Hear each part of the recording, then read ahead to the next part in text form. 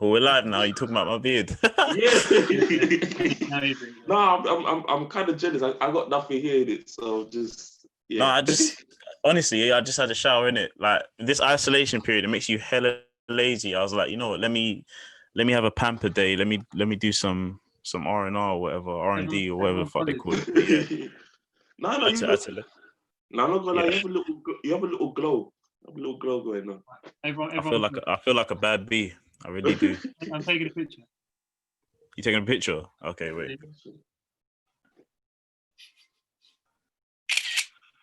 Right, that couldn't have been more awkward. Right, hello everyone. we are live Zebra Crossing quarantine session, and I'm joined by Gabriel. Yeah, what you guys saying? And Ant's just doing the socials right now. Wave high. MVP. Yeah, we were talking about before we got live. We were talking about the Jordan documentary. Well, actually, I say it's the Jordan documentary. It's the Chicago Bulls / Jordan documentary on Netflix. I was going to ask a question actually about that. Like one thing, there's two things that I don't like about it. One thing that I found out after that, it was produced by Michael Jordan's company, and I was thinking, do you leave out anything? I know he left the stuff about the gambling in, but like, is there a couple of things he didn't want to talk about? Number two, he never talks about his kids. I know his kids are there, but or like his personal life. I know that it's not about him. But yeah, like, he only mentioned them one time, and it was like right at the end when they were in the interview, and it was like, "Oh, did you come to?" I think it was like the playoff finals, but they weren't. They didn't come to the game because they weren't allowed to be around. Like Jordan basically said, "I don't want you around the sort of vicinity because it gets a bit wild." I swear. Yeah, to be fair, like I can imagine that because I've been playing NBA. I've been playing 2K20 for like. I was thinking like you were proper. When you said that, No. It's not like I've been to the game, but honestly, even in the games, my player is in the playoff finals right now. Yeah. And when you're on home court, yeah, it's a fucking joke. Like the stadium atmosphere. I imagine they've obviously mimicked it to be like it is in the real game. Yeah. But it is a joke. Like it's just, you know how like we would have home and away fans, yeah. Yeah. They just have fucking. It's if you play at the Lakers Stadium, it's like because it's a home court advantage. They sell like 80% of the tickets are to Lakers fans. So so the other team doesn't get an atmosphere at all when they have the ball. Yeah. And it's like imagine doing that in football, sort of like just basically not allowing the other team to buy tickets. Technically, I feel like Barcelona and Real Madrid do that as well. Yeah, they have a massive following though. I reckon that's but it's clever. I would do it. Yeah, I would definitely do that. And but also, yeah, in Spain, like it's like away support isn't as militant as it is in like Germany or even in England. And stuff. Yeah. Yeah, that's true. That's true. I'll ask about the Jordan documentary before we actually properly get going. Like I found it weird that like he only cried at one bit, if you remember, and it was about like when people were calling him like a bully. Like he's like, I just wanted to win, and he started crying he started to get choked up. He didn't get choked up. Anything else? Not about his dad dying or. I was gonna say. Like he gets. Yeah, wait. He gets a bit emotional, but he doesn't get choked up or anything. But he gets choked up. To be fair, we don't know. Like he might have cried. Oh yeah. But they might just take it out. They show he gets choked up is when he like talks about how desperate he is to win. It's like that's what I'm saying. He's a freak. He's just all about like. But I think you said that it was created by his media company. Yeah. I think they've done that. They've put him crying there because they want you to see like this guy. This is his desire. Even after he's got his 6 rings, yeah, he still has that. Is it 6 or 5? 6, man. 6, man. But yeah. Did you watch the last episode? It is 6. It's free. It's free. He went away and then he won 3 again, innit? Yeah. 3-peated twice. Yeah.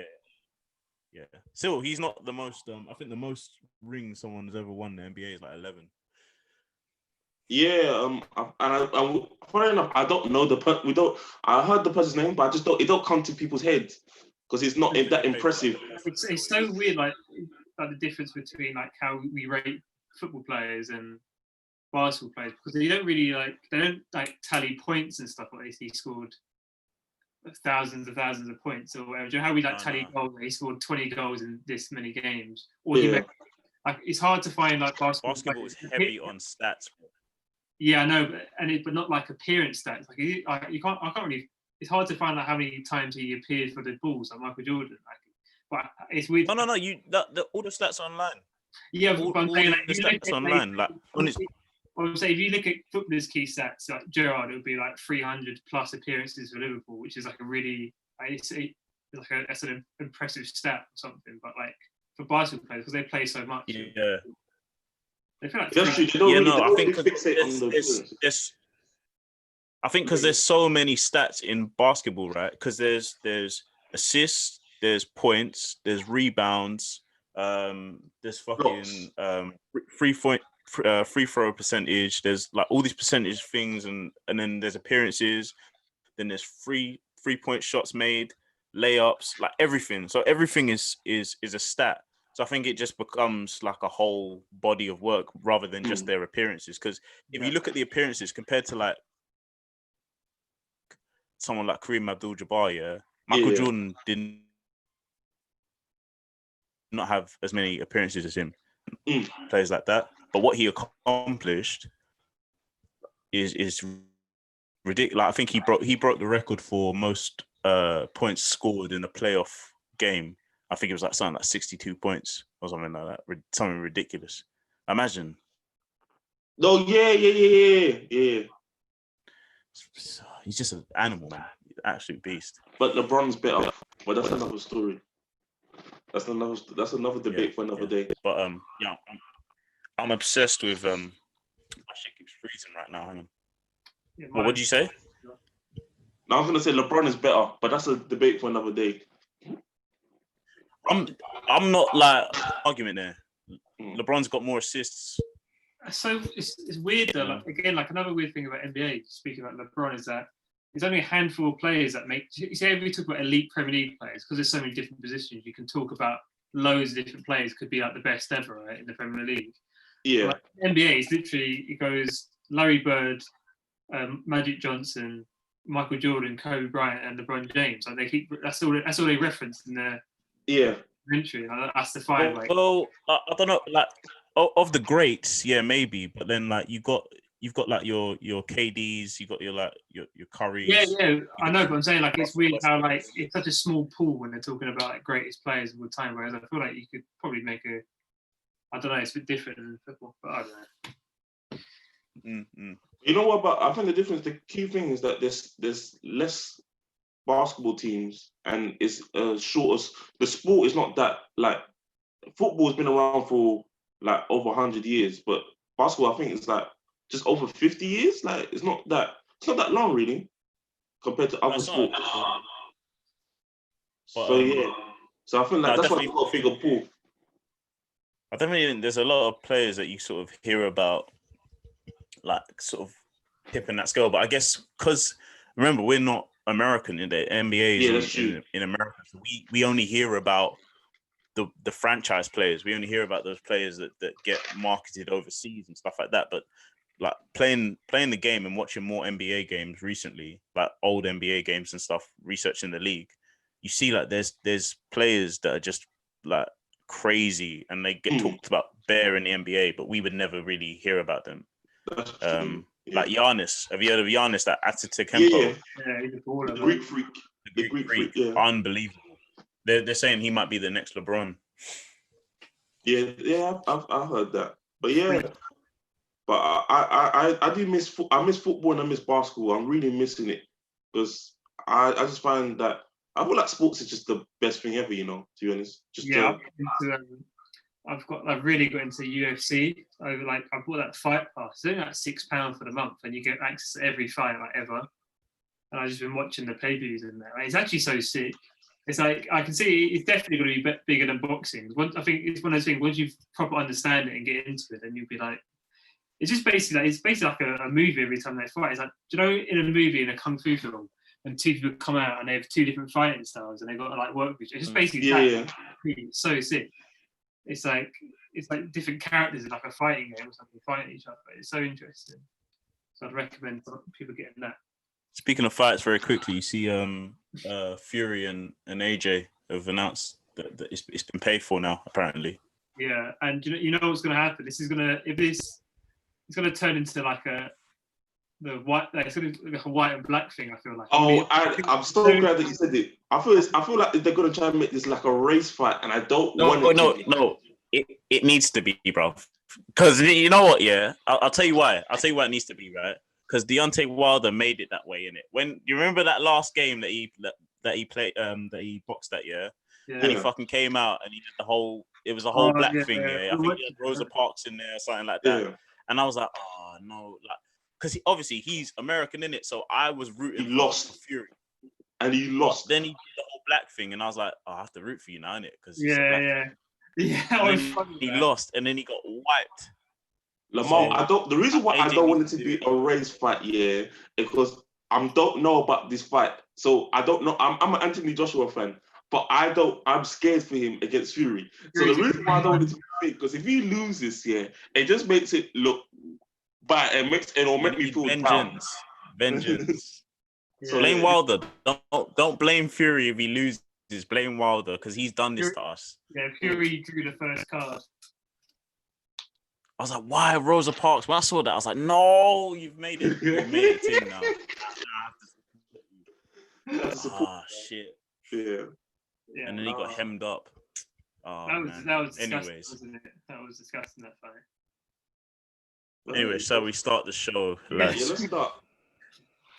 Oh man, so I guess this is going to be a continuation from last week, and as you can tell from us, I think the mood is still a bit dreary out there, but it's lifted slightly because I've never seen such a global uprising against sort of racial injustice. Fakes for that, Gabs, carrying the world on his shoulders. I've never seen such a global front to stop racial injustice in my life, and my parents, I don't think they have either. So it's incredible. But yeah, just to continue on from last week, I think Gabs, you're gonna just fill us in on kind of what's happened since June 3rd. Yeah, no. So I was gonna say, like, firstly, I just want to thank everyone that tuned into the June 3rd show on the podcast. Like, we got a good, strong response. I had a lot of people that's come up and said that they learned a lot. And yeah, now honestly, thank you. Like, it warmed me up, and I felt like that I felt important that I was saying my bit and I was doing my part, and I got to express my emotions as well. So yeah, just want to thank everyone that listens to the podcast. But yeah, no. So yeah, June. So good things. I feel like we're going down the right direction. So since June 3rd, so the 3 officers that were included in the incident, so Thomas Lane, J. Alexander Queng, and Tao Tay, sorry, but I'm butchering the name, but yeah, were charged with aiding and abetting the killing, and they've upgraded. and then you know what that just shows. We don't care what their names are. I don't care. I don't care. And then they upgraded the charge to second-degree murder against Mr. Chauvin. Yeah, I don't care about his name, but yeah. So honestly, I think Chauvin, but yeah. Yeah, I wanted to say that we can make a difference. Like, some people, I've been speaking to people behind the scenes, and they like our friends and stuff, and some of us feel like, is protest really going to make a difference?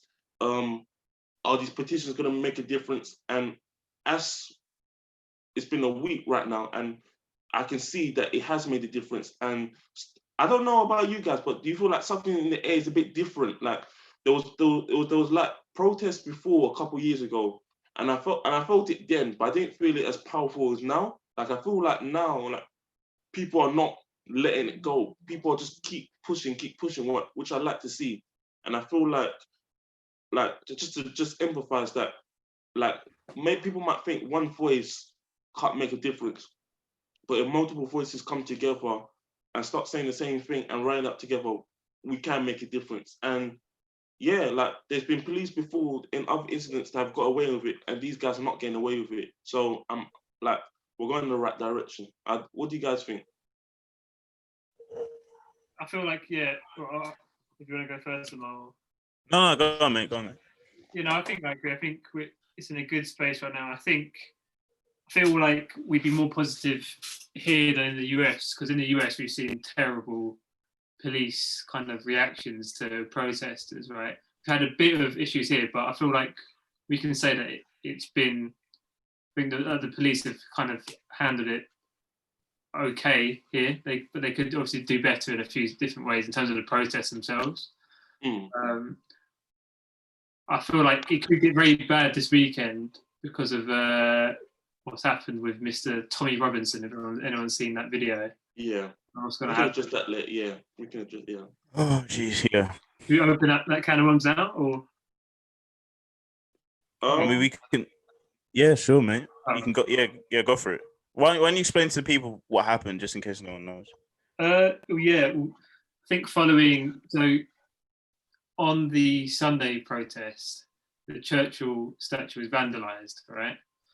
That said Churchill was a racist, and you think about that as you like. But then in response, Tommy Robinson has made a video saying, if you're a football lad or if you're a man, you're going to be going down there next Saturday and you're going to be defending that statue.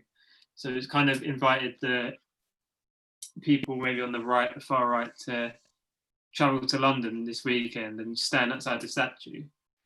And when I saw that, I generally got kind of worried because everyone was kind of laughing and joking about it. But I'm saying, like, there's going to be, if there's no police presence and the police don't do something, there'll probably be a body come Saturday, Sunday. You know what I'm saying? There's going to be a tussle, and something bad's going to happen.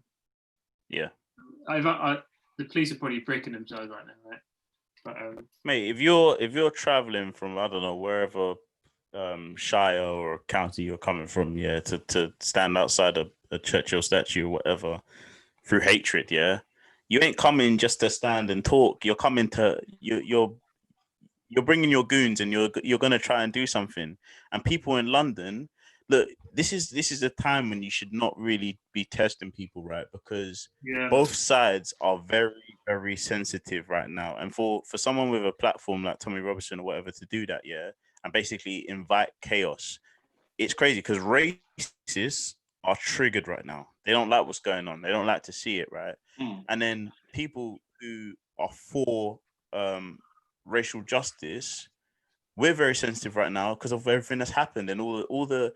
If you go on your timeline, I don't know what people's timelines look like. I'm just going to describe what mine does. When I go on my timeline every single day now, I'm seeing positive things, but I'm also seeing negative imagery of like how Black people have been mistreated in the past and stuff like that. So when you get like people saying, hey, we're going to come down and back this statue of Churchill, me and the goons are going to ride out like it's on site like that. It's really like that, and you shouldn't think like that. But people are sensitive right now, so don't invite chaos at a time like this. It's really. Carla did a really good Instagram live last night, and he said basically that he feels like this is like a draw out. Like they want people to start a fight with them so they can, of course, kind of, like, because what's going to happen, like, if there's a fight, you're going to see, that's all you're going to see on the news, and it's going to be like blowing it out of proportion.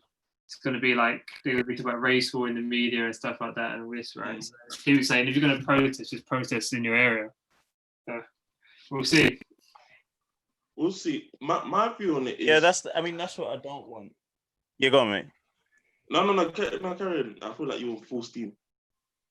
No, that's what I don't want. I don't want, because you know what, the media is not going to show peaceful protests. The media is not going to show what you see on your social media feeds. They're not going to see Black people handing out drinks and food and dancing to candy and doing all that kind of stuff. And you're gonna lose your job and all that stuff. They're not gonna show that. They're gonna show the violence. They're gonna show a policewoman falling off a horse. They're gonna show all of that kind of stuff, right? To paint a picture of that Black people are causing havoc in the streets because of racial injustice. Obviously they can do that. So this kind of thing, any Black people I know, look, let them stand outside the statue of Churchill. Let them do it. Let them do it. Let them be cold and just stand there and be frustrated. Let them spend £50 to get down here and then go back up 2 days later disappointed, innit? And then when they leave, then we'll take that statue down. I don't know, but like it's just dumb. Don't go and wreak havoc because the media just gonna have a frenzy over it. But my thing is though, so people like Tommy Robinson and Kate Hopkins and all these people that I just don't understand is how those statues and what those people done are not seen as is insensitive. So like I feel like these last couple of weeks have been very informative for me. Like, well, I knew about Churchill's past. I knew about certain things. Like, but it's like it's funny now. It's gone to the masses, and like everyone knows what's going on. It's like if anyone that I feel like is empathetic and has a heart. I'm not just disclaim. I'm not saying that if you don't understand that you're not empathetic heart. But I'm just saying that when you hear all these facts, how can you have these statues there? If that makes sense. How can you have these as monuments as they're called? You get what I'm saying? Like they can't. I feel like. So could you turn your light on? It's bare dark in your room, like. It's hella dark in your room. 1 second. I was interrupted to say that he was making a beautiful point. No, because I'm thinking that he's saying some good stuff. And people can't even see him. Like it's hella dark in there. Yeah, that's better. Is that better? Thank you. Yeah. What's it called it? So like I don't know how like to the masses when like if you hear all these points about like for instance like some of these are slave owners, ex-slave owners, what they've done in other countries and stuff. Like how can you want to glorify these statues and keep them up? You get what I'm saying? How can you not feel people's pain that like this is just a sign that there is still injustice in the world? Why would you want them up? So I don't know. I don't know. Some people's thinking is I don't understand it, and I never will. So yeah, Gabs, they don't want the statue up.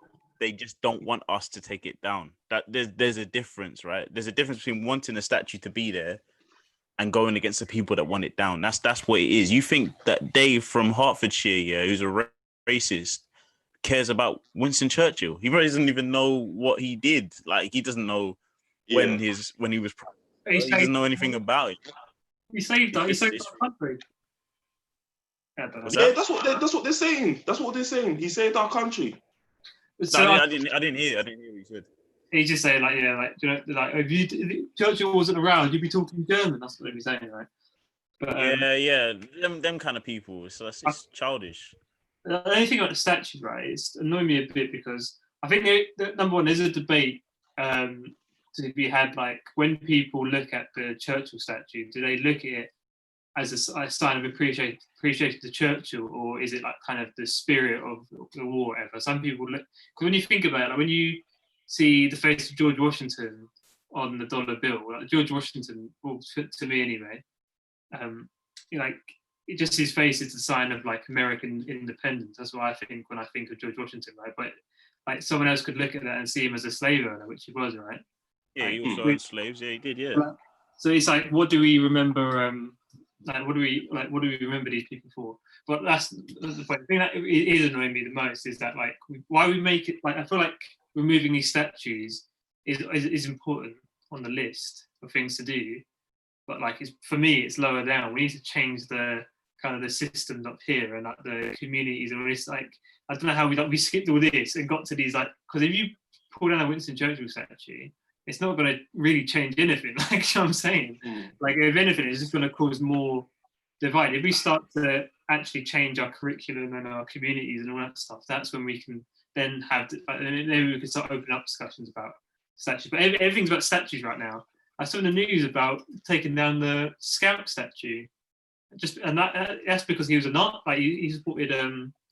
Apparently, he was a Nazi sympathizer. I'm like, what's that got to do with any of the marches that are going on right now? I know like Nazis and stuff. It's a similar thing. Yeah, man. But it feels like we're now just like appropriating everything to like, and we just I think people are losing the argument.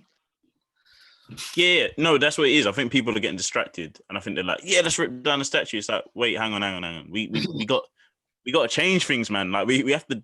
What about the institutions? Like, what happened to that? Like, what's going on with that The Margaret Thatcher video? statue. I'm like, what's that? Like, what's the Margaret Thatcher statue got to do with, like, Bro?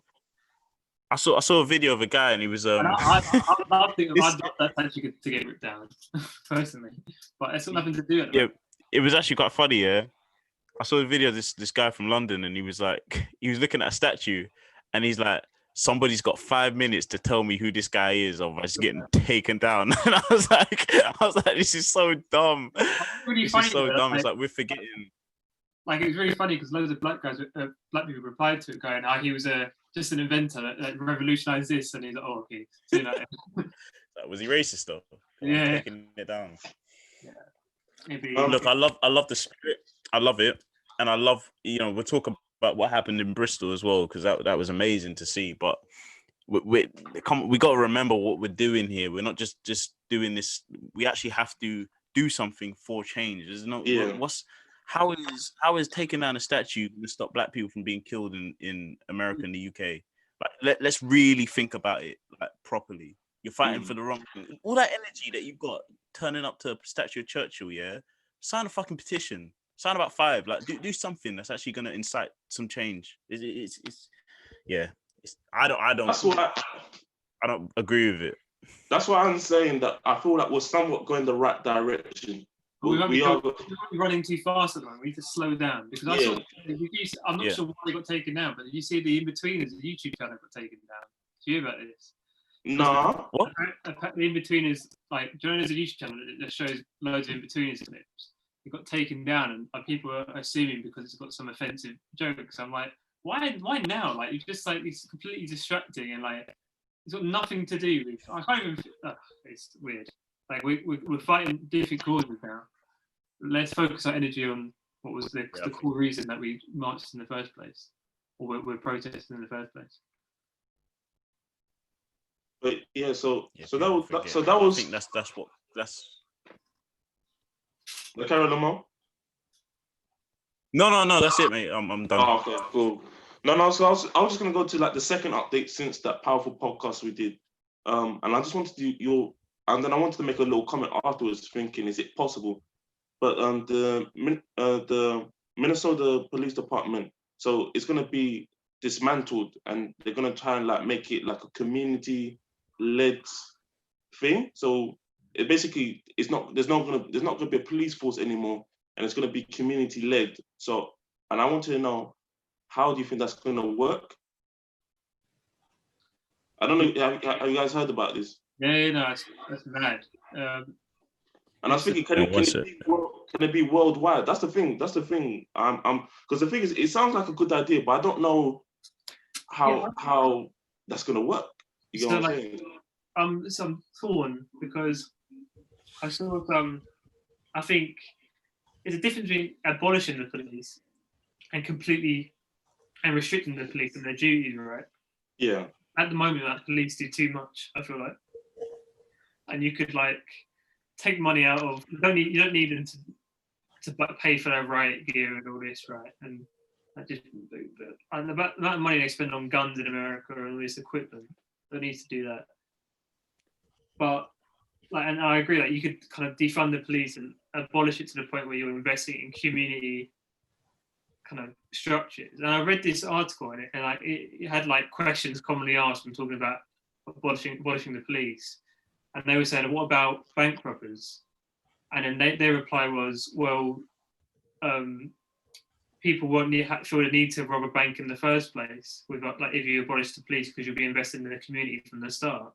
And I just thought that was very ignorant, right? You're gonna get evil people no matter what. Like, what about terrorists? Like, who just have a cause, like a religion or any religion to kind of fight for. Like, investing in the community is not going to change that, is it? So I feel like you need some sort of police, but whether that's a community-based thing where, because that's the thing, you couldn't do it here because in America they have guns. You could have a local police force where, like, let's say we all live in America where all of our dads were like part of a response force, but they all got a call and they all went out and they were the only ones that had guns in the community or something like that, right? I'm guessing that's what they're talking about, but it wouldn't work here.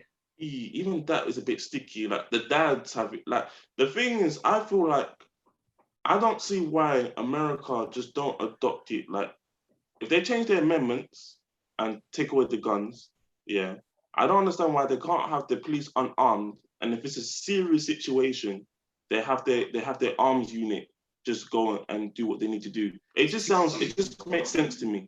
Because the thing is, me, me and my dad were talking about how if we wanted to do like a road trip in America or something and we got pulled over, like me and my dad asked a serious question and it was kind of like sad. It's like, what would we do in those situations?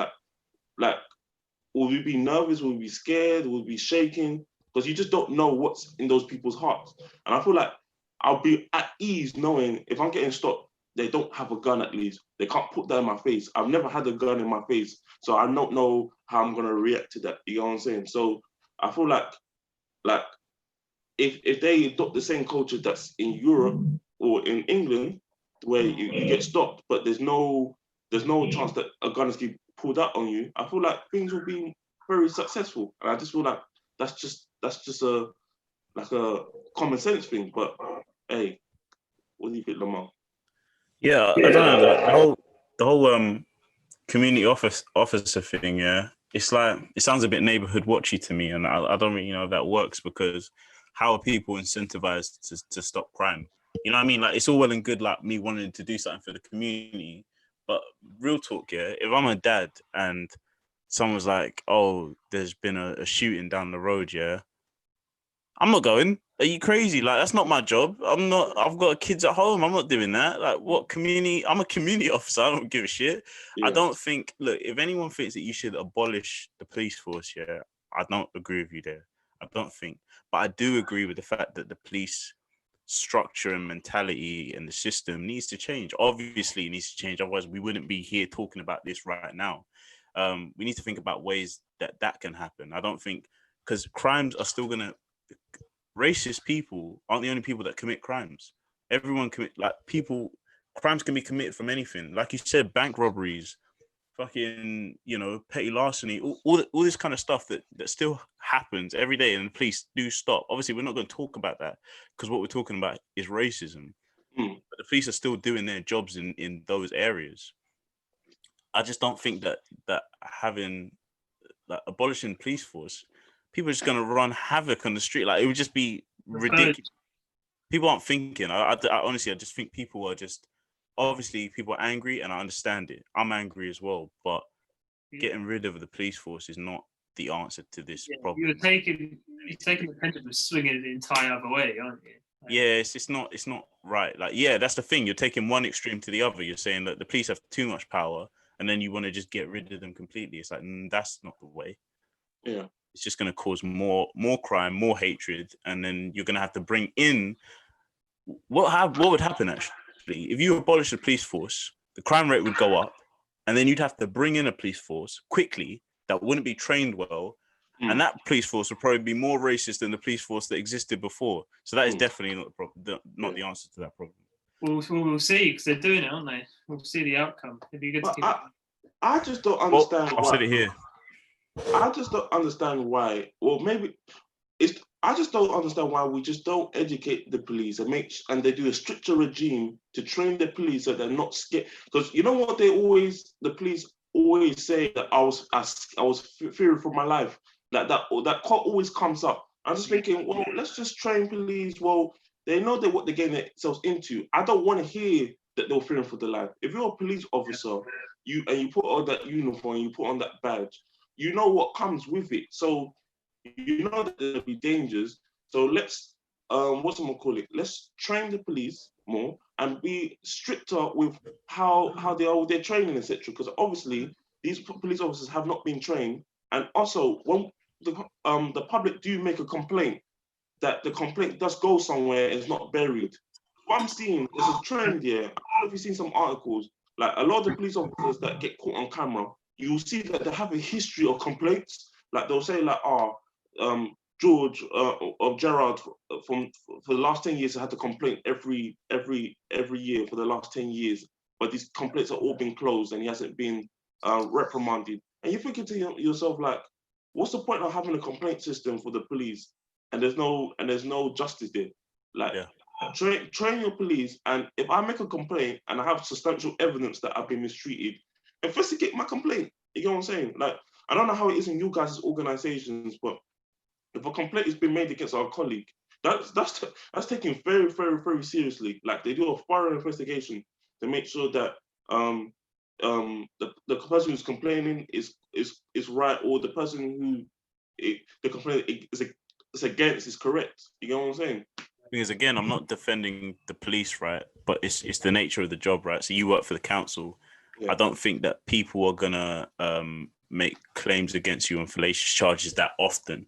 Obviously, a police officer, you get very emotive complaints as well. Like, someone could be arrested, genuinely, they have committed a crime and they could have been arrested, and they'd be like, "Oh, this police officer, he assaulted me." It's like, maybe he didn't. Like that's the thing. I'm not here to say that all police officers are bad. I'm here to say that there is a problem with the system and that it needs changing. But to say that every complaint against a police officer, that's why maybe they need to take the complaint seriously, 100%. But they probably get like 60% of the complaints that come through are probably just these bullshit, out of rage complaints that they look at and they're just like, you know what? Oh, one of these again. No. You can't take all of them seriously, but I mean, I guess you should. I get what you're saying. I just had a look quickly whilst you guys were speaking about how many hours in America, in the USA, it takes to become a police officer. It's 880 hours. Jesus. 21 weeks. So that's to be a fully qualified police officer. But to be a hairstylist, it's 2,000 hours. So there seems to be an issue there, right? Where like, this is a big issue there. 21 weeks. How many months is that? 21. 6 months, 4 months, 5 months? It should be a school, shouldn't it? That's 6 months. That's about like roughly 6 months. Yeah. One is clearly harder than the other. And 6 months is and in 6 months you're expected to deal with one of the most complicated jobs in the world, probably, in terms of like different things. Exactly. Being a hairdresser is hard. Yeah. Why does that sound like shade? But I'm fucking around. No, I know he's talking about police officers, but yeah, no, it's hard, man. So, like, for me, yeah, I feel like a world without police doesn't make sense to me. But if we just go back to the basics of why we do need the police and what they need to do and not abuse their power, etc., you're gonna see change. You get what I'm saying? And I feel like if you have more diversity in the police, and the police make more of an effort to be a part of the community, because that's what I think the issue is. There seems to be a disparity between the community and the police, especially. I agree. And I feel like if there was a somewhat relationship there, where the police officer like is known in the area, you get what I'm saying, like, and they know the people that they're defending, etc. I feel like you'll see like better results, and then you have more. You'll have more young black people and more ethnic minorities that want to be in the police.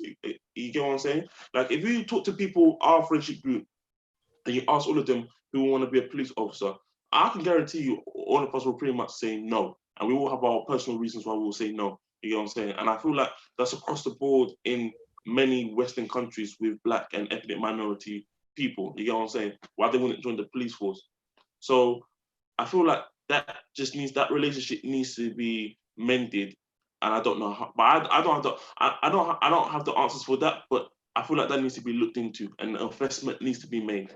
I think it's the mentality towards police officers as well. I think the community thing is a big point, and I agree with it, because even if you had a policeman that was assigned to, maybe, obviously they can't do it all the time, they have work to do, right? But even if you had like, all right, we have a quota, once every 2 weeks you have to go to this set of streets, right? Knock on the doors of the people and just say, is everything okay? Hi, I'm your neighborhood police officer, blah, blah. Because the thing is, yeah, with black people, right? When we get a knock on the door from the police, right? what do we think automatically? Something wrong has happened. Like they're not here to protect us. We're like, oh shit, like why are they here? We don't symbolize them as something that's a protector. We symbolize them as something. There's a problem there. And when they come and they knock on the doors and they're polite and they're happy and they're talking to the people, that's what's going to change sort of the viewpoint of them and us as well. Because obviously to them, they just see black people as people that they interact with every time someone calls 911 or 999, whatever the number is. And that's why they sort of they see us as criminals. If they saw us on a day-to-day and got to speak and talk to the families, there would be less cases of hearing someone being shot 8 times in the back. Like, come on, it's ridiculous. You don't see that person. If you could shoot someone 8 times, you don't really see them as human. Yeah, you see them as a moving target. We've got a good point here raised by Rory, who says, in the UK, the police are the service of last resort. It is the result of years of cuts to other public sector services. So no, it's true. Because like to take domestic abuse, right? I know it sounds horrible, but domestic abuse shouldn't be a police issue. There should be things set up that help stop people from committing domestic abuse or being put in situations. There should be like centres. Exactly. If I heard next door domestic abuse happening, or someone came to me that said that I'm being domestically abused, I wouldn't know I wouldn't know like a centre to point. I just put them to the police. But that shouldn't be what it is, should it? It should be, we should be able to take these people and and go through the right channels and all that. But it's just the police that is we try and get the police to do everything.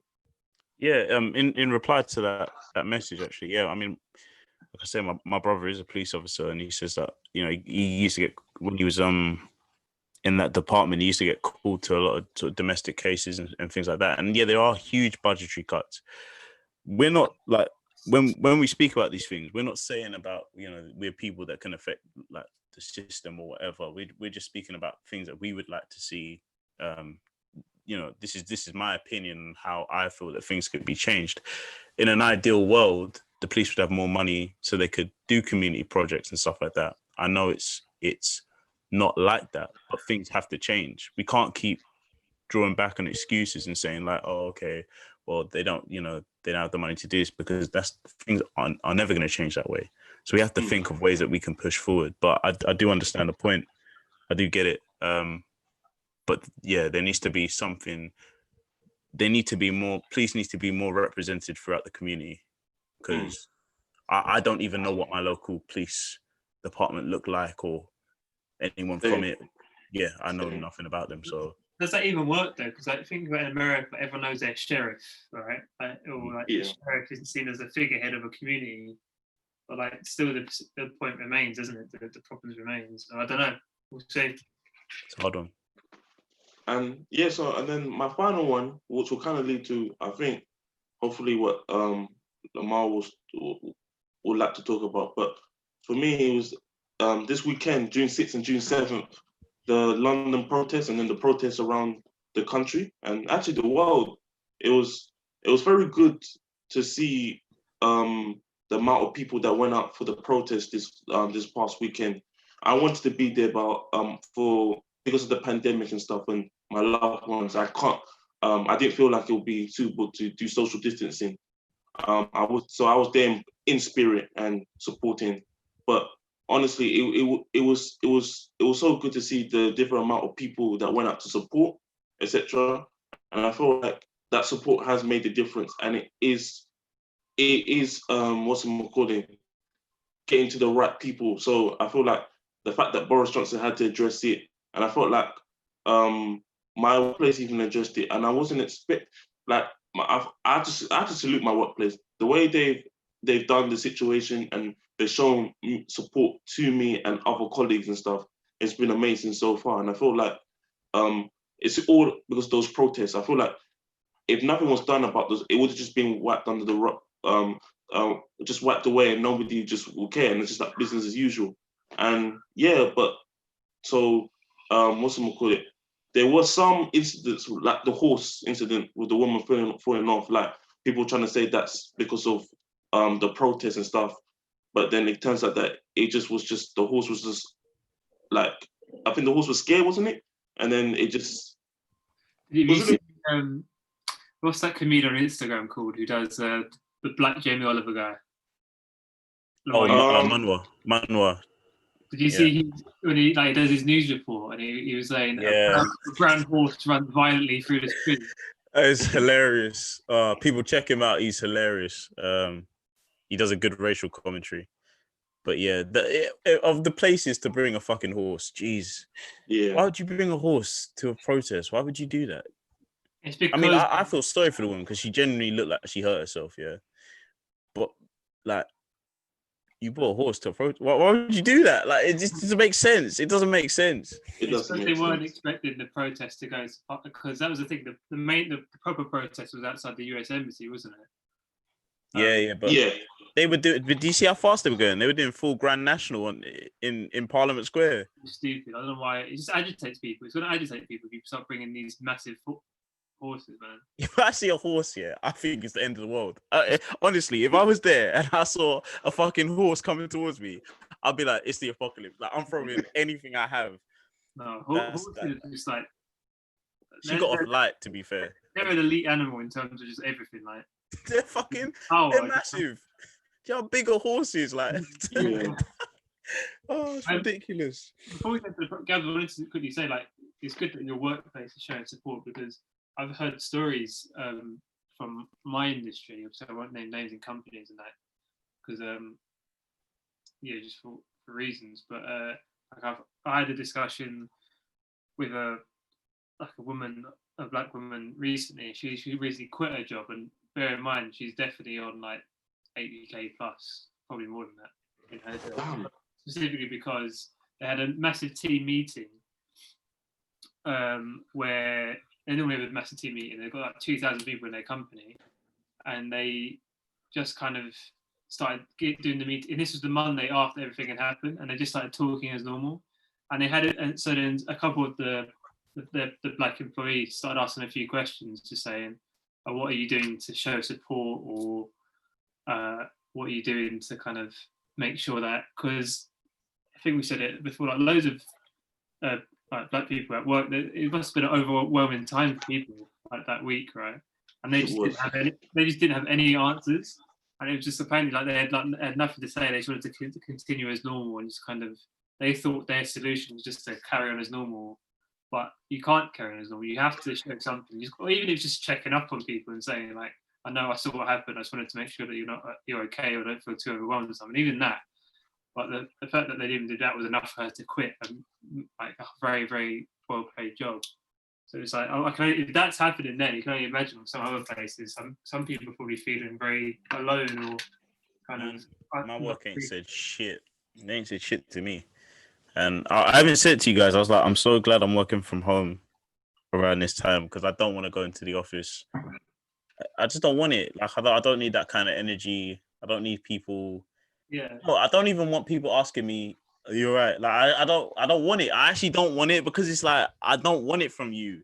I really don't, because it's gonna be two things, right? It's either gonna be people who don't understand, who won't say nothing, and it will just be like, right, so have you hit target? It's cool. And it's like, bro, like, come on, what's going on? Like, do you know what's going on in the world? Have you watched the news? And then it'll be people who are like, oh, are you okay? And it's like, I don't need that condescending, oh, your pain is not my pain, but like, I don't need it. I don't need it from people. So I feel like we could always write a template. All you need to say is just like drop a message to your black employees and say, "Hi, like I know like it can be quite an overwhelming time right now. I just want to check you're okay, and if you need anything, just let me know." That's all you need to say, right? That's all you need to say. You don't need to do no more. I don't want a hug. I don't want a hug. I don't want nothing like that. I just keep it simple. Like you get like a pop-up and it's like your boss, okay, I've put you all in a group chat so you can discuss things together, like all the black people, and then they'll probably do something stupid like that. Right? Hey, there'd be about 3 people in that group chat in my work. You'd be dead. Yo, awkward ass conversations. I don't even like them. Honestly. I'll be like, Tony. Nah, Tony from accounting. I don't even like this guy, man. No, honestly, Lamar, that actually saddens me, man. I feel like hopefully you got some time off, man. You got some time off booked because, Take off.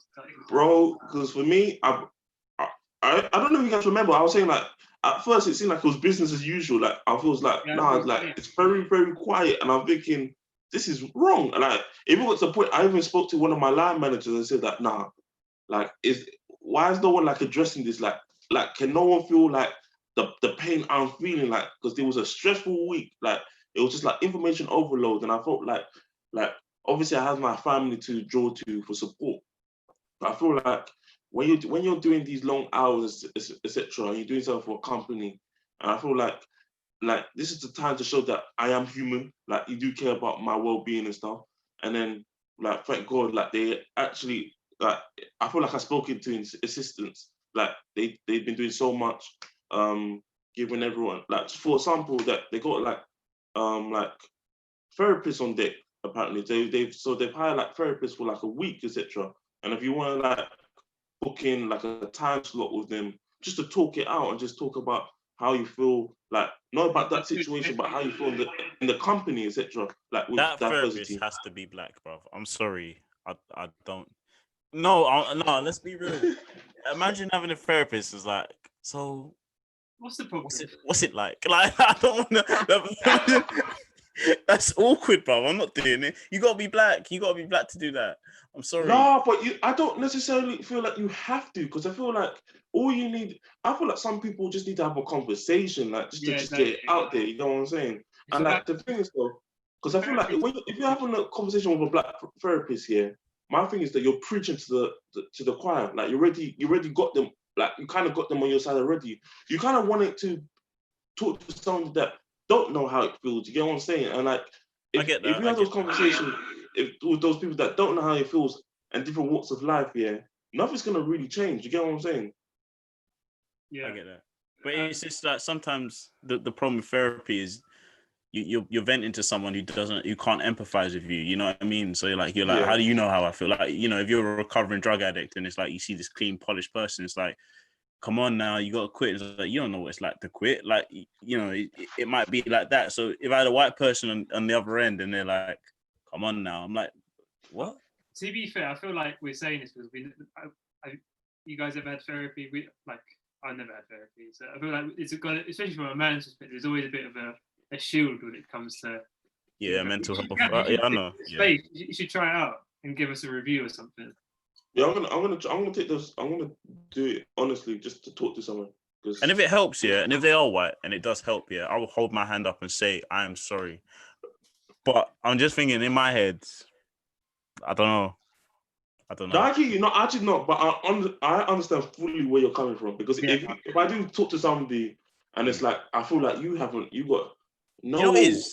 Do you know what it's like? It's like having a fat personal trainer. It's like. But I feel like I don't think that's what therapy is though. Like therapists aren't supposed to relate to you anyway. They're just supposed to... I just feel like I need you to understand what I'm saying. Yeah, but that's the therapist. That's the whole point. They're not supposed to empathize with you. Maybe I don't understand. Maybe I don't get it. But you know, you can't have a fat personal trainer. You just can't. No, but I do get what you mean though. I actually do get what you mean. But, yeah. All right, no, fair enough. Thanks for that, Gabs. That's my free updates. You know, if Gabs could do therapy, then come back and tell us what it actually is, then we can actually make it. Yeah. Don't take my word. No, I'm just chatting shit. Don't take my word for it. Like, I'm just speculating on what I think therapy is. But Gabs, you come back and tell us what it's really like. Yeah, no, I'm gonna do it. I'm gonna do it. If any viewers actually, on a serious note, if any viewers have actually been through therapy, because I know it's been a very exhausting week for everyone, especially black people. So if any of you viewers have actually been through therapy over this time and it has helped in any way, send us maybe, I don't know, maybe a link to someone who can help, or a link to a page that's helped you, or you know, some sort of therapy that's helped you, and we can share that and sort of help other people get through it as well. Blackmindsmatter.co.uk is it's free therapy sessions for black people, I think, with black therapists, and I think they're doing it for free. So blackmindsmatter.co.uk. Oh wow, okay, there we go. Black Minds Matter. And if you know of any more, please send them in. But yeah, check that out. I'll be checking that out myself after this also. But yeah, thanks for that, Gabs. Thanks for the little update. I wasn't going to talk much this week because I think we did a lot of talking last week and it was a very heavy one. But I'm just going to talk about something what I've been up to this week, and it's to do with all the protests and stuff.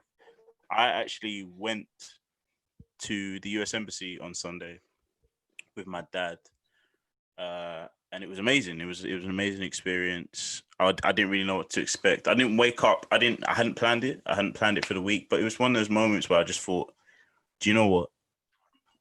When I talk to my, son or daughter in 20 years time, and they were like, "Where were you during 2020?" I want to be like, I was there. I was, I was on the streets. I was marching. I was protesting, and I was with my dad, who's a generation ahead, and he's been through it and stuff like that. And there's still I'm mixed views towards the process. Even though I went, I'm not advising everyone to go. I just want to make that perfectly clear. I'm not saying to everyone who's watching, please go out there and protest, because some of you have elderly people at home who you're going to come back. COVID-19 is still a thing. It still exists. My dad actually had coronavirus. We went down there, but we were still socially distancing and stuff like that. But I'll touch on that later. Not at the time, I made that clear. You didn't have coronavirus at the time that you went protesting. No. He didn't have coronavirus on Sunday, and I'm just talking about it now. He had coronavirus about a month. No, I wasn't that common. I wasn't wheeling him down there. You know what it reminds me of? Like, in Willy Wonka's in that Charlie and the Chocolate Factory, when he just jumps out of bed because they said they're going to a chocolate factory. That guy, he's a fraudster. Benefits cheat, that guy. Honestly, but yeah, sorry, yeah. So me and my dad went down there, and it was amazing. I actually saw some people I know, actually, which is weird. It was weird when you see people you know, sort of events like this and moments. Not been to an event like this, but something like that. Yeah, and went down there, and I've got to say, like the atmosphere. You might not see this on the news because I don't know I haven't really been watching the news the last couple of days, but I know historically the picture they paint isn't always the cleanest and the best, and it's not showing what actually went down. But being there was very peaceful. There was a lot of police officers who were smiling, and just there, not really, and they were staying back. They weren't even up in our face. They were sort of just back and just have a nice day. Respecting the peaceful protest, and people handing out water and people talking, and it was really nice. I went around Parliament Square. So the US Embassy, I think, was a bit more peaceful than Parliament Square. I think that's when it was a bit, but the energy from Parliament Square was unreal. Like, if you ever witnessed anything like that in your life, it's just thousands of people there for the same reason. Everybody just wants equal rights for everyone else, and it's a beautiful thing. But for those who sort of stayed at home, I was Ant and Gabs, and watched the news and stuff like that, what was your view on this weekend and sort of the protests, like hearing about it through social media and stuff? So on the news, well, actually, you know what? So seeing it on like Twitter and stuff and Instagram, it looked very peaceful. It looked like very calm. It felt like very organized and very civilized, etc. It was only that time with the horse and stuff that they tried to like censor, like make it like exaggerate, make it seem like it was a bad thing, etc. On the news. The only thing the thing that pissed me off a lot though was like a lot of politicians were getting angry saying that, if there's a second spike, just remember about this, remember these moments and stuff. And I think that's very cheeky because like you didn't want to condemn Dominic Cummings, if everyone knows, that's the advisor to Boris Johnson. I'm not going to go into that story about that, but if you know, do your research. And you didn't want to condemn all the people that went to the beach and stuff, like who went Bournemouth and stuff, and like you don't want to condemn them, but you want to condemn people that want to fight for injustice. So I felt like, come on, like be like, don't be hypocritical. Like, be like, if you're gonna say this, condemn those other things. That's what I asked for. You get what I'm saying? Because I'm not saying protest is all right, yeah, but don't condemn the protest when it's for a good cause, and then don't condemn people going to don't condemn people going to the beach when like people can like hold off on that. Even though it's good weather, you can hold off onto the beach. It's for your health. That's not like for a good cause. You know what I'm saying? So that's my view. Yeah, I think similar to Gabs. I was happy, and I think after the first set of protests, I was happy to see that loads of people were wearing masks. Like, I'd say about 80% of people I saw, and they wear masks. And if you're going to the protest at all this weekend, I said it to the mole, and he said that you might be going. I said, like, if you haven't got a mask, don't go. That should be the rule, right? If you like, just don't go. Because the mask, if you do the research, the mask makes a massive difference. I think Gabs is right as well when he says like people are weird, like the weird kind of language they're using. Because I think most people are criticizing the people on the beach, but they're using the same language they're using the same language they use to criticize the people at the beach for the protesters, but they're two completely different things, right?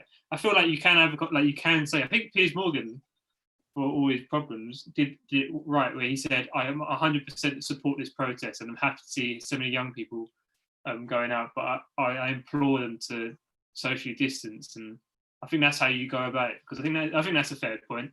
And I think I don't think there's anything controversial in that statement. But yeah, you're completely right. Like, you can't equate people at the beach to like protesting something that's objectively right, no matter what. My main point about the protests though now, so I think like the past couple protests, like we've shown that we have the numbers, right? We have the numbers to make change. I think there needs to be a bit more organisation in terms of like, so if I was to ask you guys, like, what are we in the UK protesting for? What do you think it is? So yeah, that's a good point, and actually that's what I was going to touch on. So I would say that the first bunch of protests was just seeing what kind of the turn up, what the turn up is, and sort of getting some notoriety, getting our faces on the news, and creating some debate. Basically, getting the world to see, wow, the UK realizes there's a racial problem. That's the first thing. I think you need the numbers so they can see the numbers, right? I get that. Now we got the numbers. That's done. We need the next part. Yeah, we need to actually do something with that protest as well.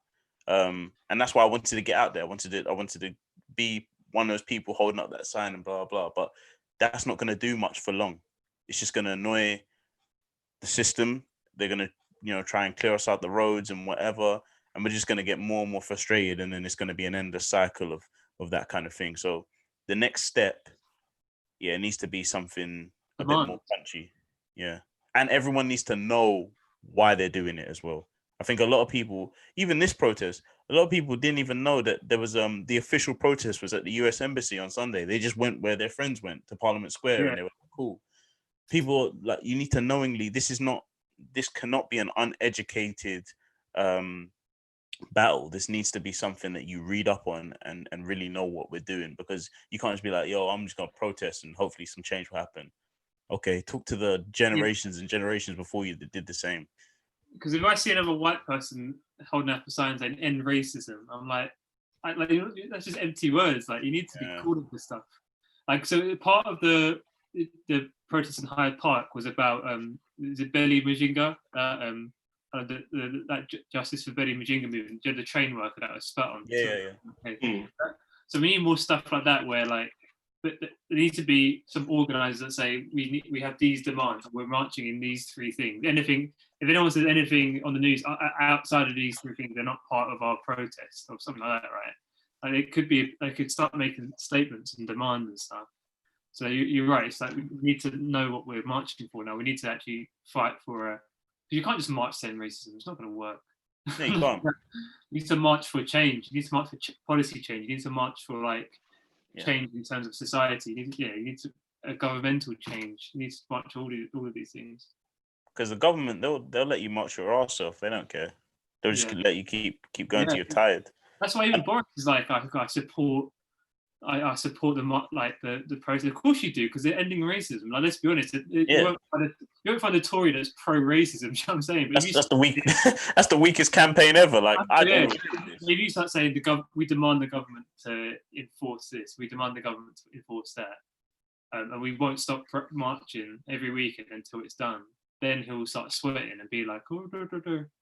That's not a very good impression of Boris Johnson, but I think it's pretty spot on, to be honest. But But yeah, no, definitely, I do agree. But I do. Well done to everyone who did go out. And well done to everyone at home behind the scenes. I know not everyone could, and don't feel like, oh man, like I couldn't go out. I wasn't really doing anything, because a lot of people are doing shit behind the scenes. It's not just about going out there and holding up a sign. A lot of you are signing petitions. A lot of you are posting every day. A lot of you are having, especially to the white people out there as well, who are having these uncomfortable conversations with some family members. I know a lot of my friends, they've been calling out their own family and saying, look, I don't really think that that's right. So big up to them. This is a movement for every single one of us, and big up black people, man. Just stay uplifted. I know this is exhausting. I know this is something that is not new to us. I know it's hard to see injustice on your timeline every time you pick up your phone and scroll through and you see a case of someone or racial injustice. But remember that we are doing this for a reason, and people need to see it. But remember the good things as well. Promote good things as well that are happening. Shout out to John Boyega as well. Shout out him. Yeah, man, like Boyega. Yeah, shout out him. We love our black. I think you're right, because, like, I'm not gonna lie, when he was doing his speech, like, I felt like he needed like a hug or something. Like, he's like, I hope he sounded a bit, not to say mental, but he sounded like he was really like kind of breaking down. I was like, I hope he's that right. Shit hit him, man. That shit hit him. Mad. I think from what I've seen, I think he lives by himself as well. So I can imagine like he's really taking his time with him. So hopefully he's all right. You're gone, man.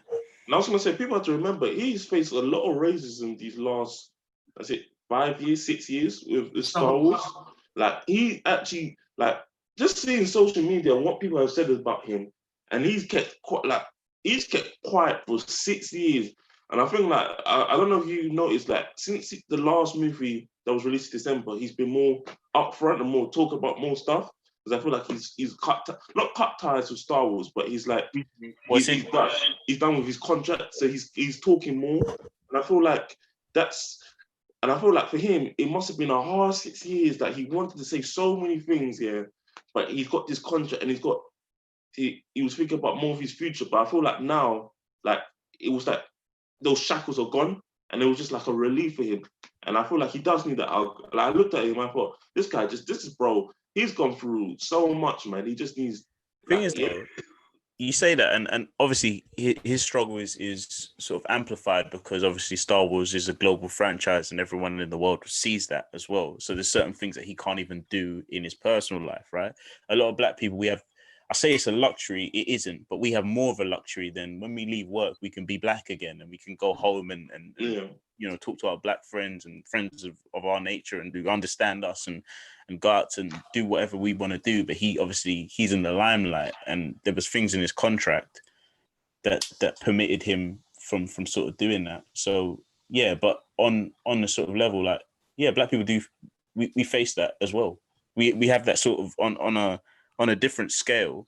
We do have that thing where we can't do or say certain things. It's like, oh, you need to black that down a little bit, like, you're being too, oh, they don't like the way you're speaking, or oh, they don't like that. You couldn't go to work. Imagine after Carnival, in my kind of office, and just being like, oh, how was your weekend? It's like, oh, I went Carnival, man. I caught bare wine. It's like, no one's gonna deliver. What did you do? Like, oh, you did that? Oh, it's quite ferocious, isn't it? Like, it's that kind of thing. John Boyega, he actually got penalized for going Carnival and catching wine. Did he get penalized for that? Because I remember that he looked like he had a good Carnival that year. Did he actually get penalized for that? He didn't. Go on, mate. Yeah, he was in. I think it was Hot Ones he was on. Do you know Hot Ones? The chicken. Yeah. I think he said Disney had had like a little word with him saying, like, just remember that you're part of the kids franchise Star Wars. And he was like, I don't care. But like, he was saying that after he'd already filmed the last one, so he's free to say that. So yeah, you're right. He might because he's cut ties with Disney. He can be a bit more free. Fly, young king. But I will say that I think the Star Wars franchise did actually tweet that they are backing John Boyega as well. Last week. But the thing is, proof. You need to have actions speak louder than words, because all you've got to say is Colin Kaepernick, who loads of people came out to support him, but I know Nike eventually put him on their advertisement, but he went years without any support from all the people. He lost all his endorsements. I'm saying, yeah.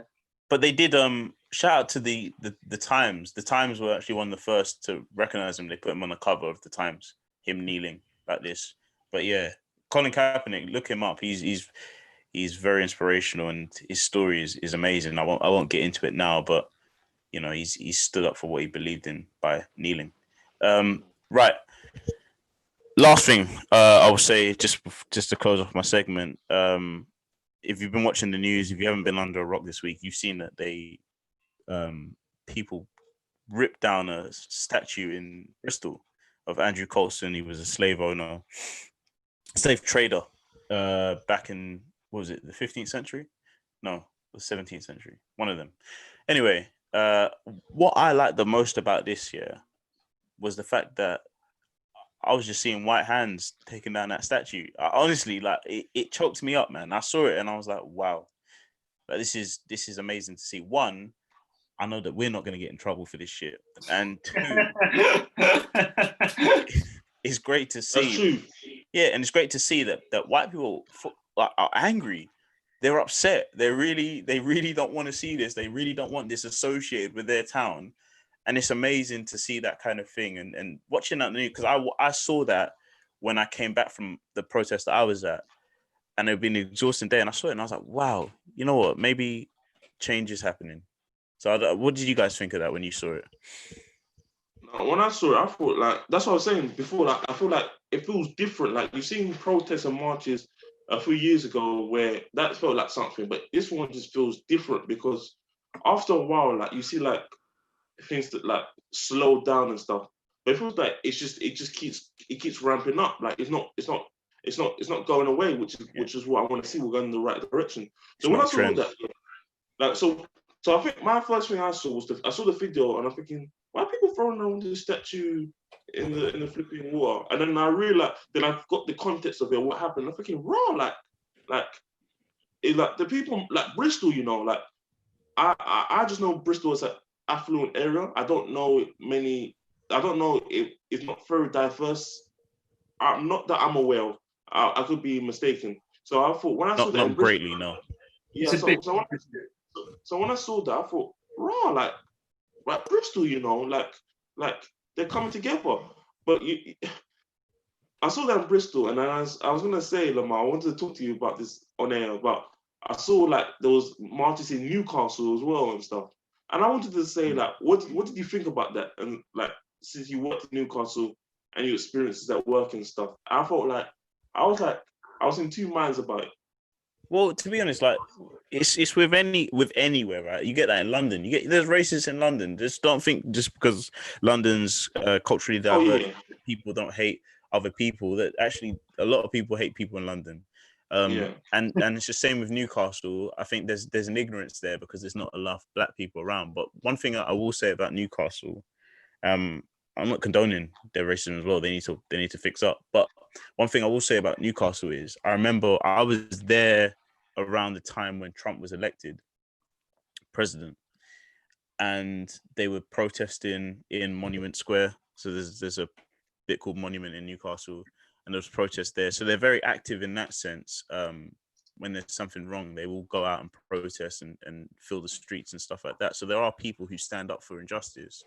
On that point as well, there was I put on my story, there was a video in Hertfordshire, and it was like two sides. There was these racial protesters, and then on the other side was a group of white people, and they were just basically just shouting out these racial slurs like, well, you know, black people, they should go back to Africa and all this kind of stuff, right? And I saw it and I was angry, and I was like, oh, this is disgusting. Britain is racist, and anyone who says Britain isn't racist needs to open their eyes. But also, I looked at it a bit more and I thought about it, and I thought, you know what?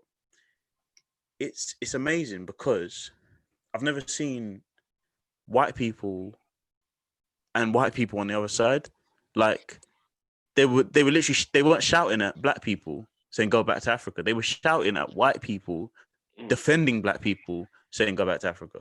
It almost feels Civil War-esque. Like it feels like, you know, and I don't know, that's it's not good that obviously there's a group of people that feel that strongly towards racism, like actually supporting racism. but it's great to see that there's a group of white people willing to defend that.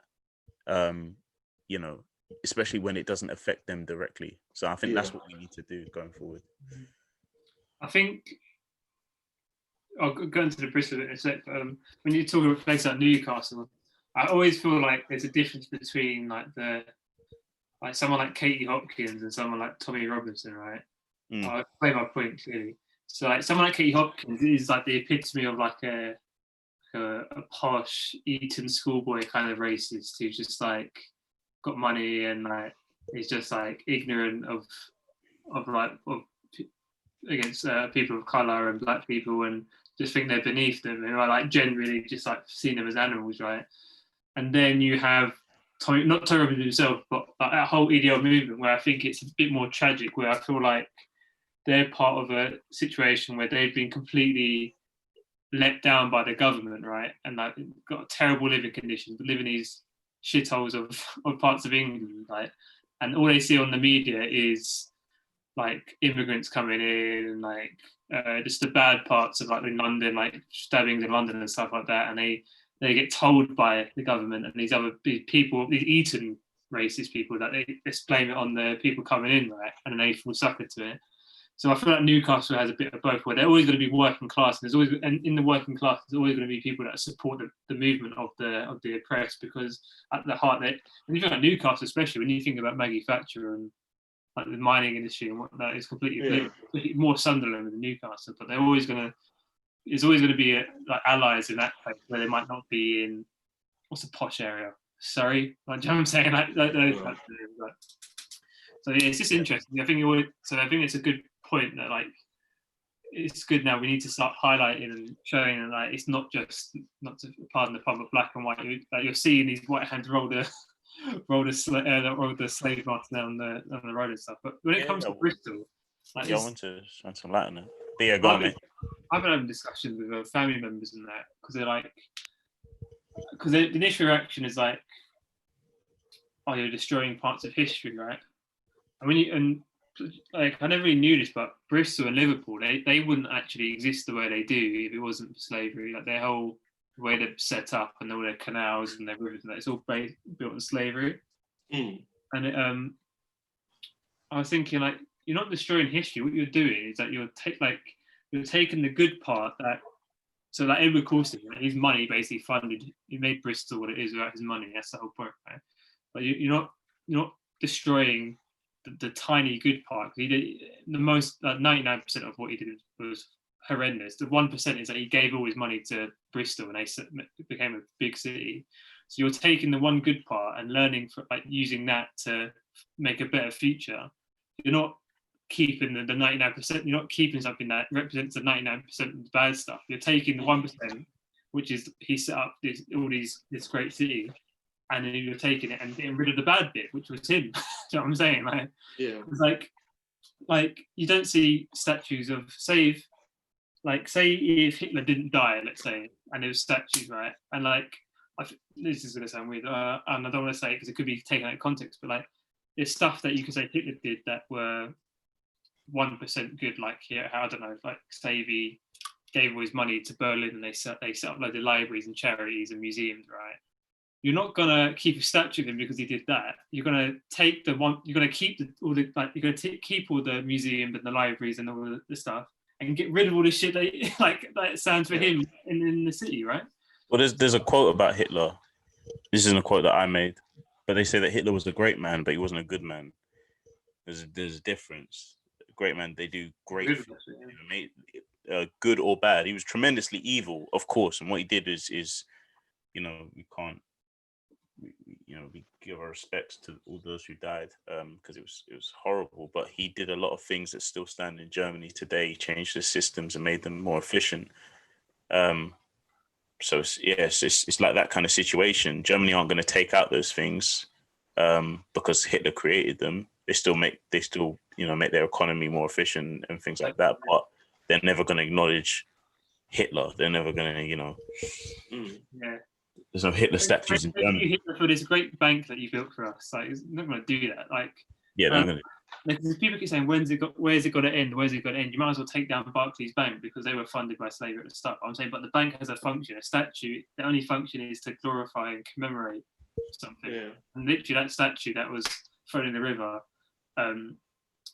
is just literally commemorating someone who killed or who, just alone in transporting slaves over 48,000 slaves died just the transport alone. But I do think that the statues should just be collected up and put in a museum, because you're going to have a really interesting educational part in a museum that says the slave owners who built Britain or something, and just have statues to each one. And I feel like you're keeping it, and you're keeping the people who've not thrown it in the river, and you're educating about our history, so we can actually use it as a. Well, it is, mate. That you know, I think recently they said that they pried that statue out. Is it Edward Colston? Something like that, yeah. Edward or Andrew, whatever his name is. They pried him out of the river, and apparently they put him in a museum. Good. Yeah, that's good. I personally think, because people need to see that this was a thing. How are we never going to repeat something again if we don't see it?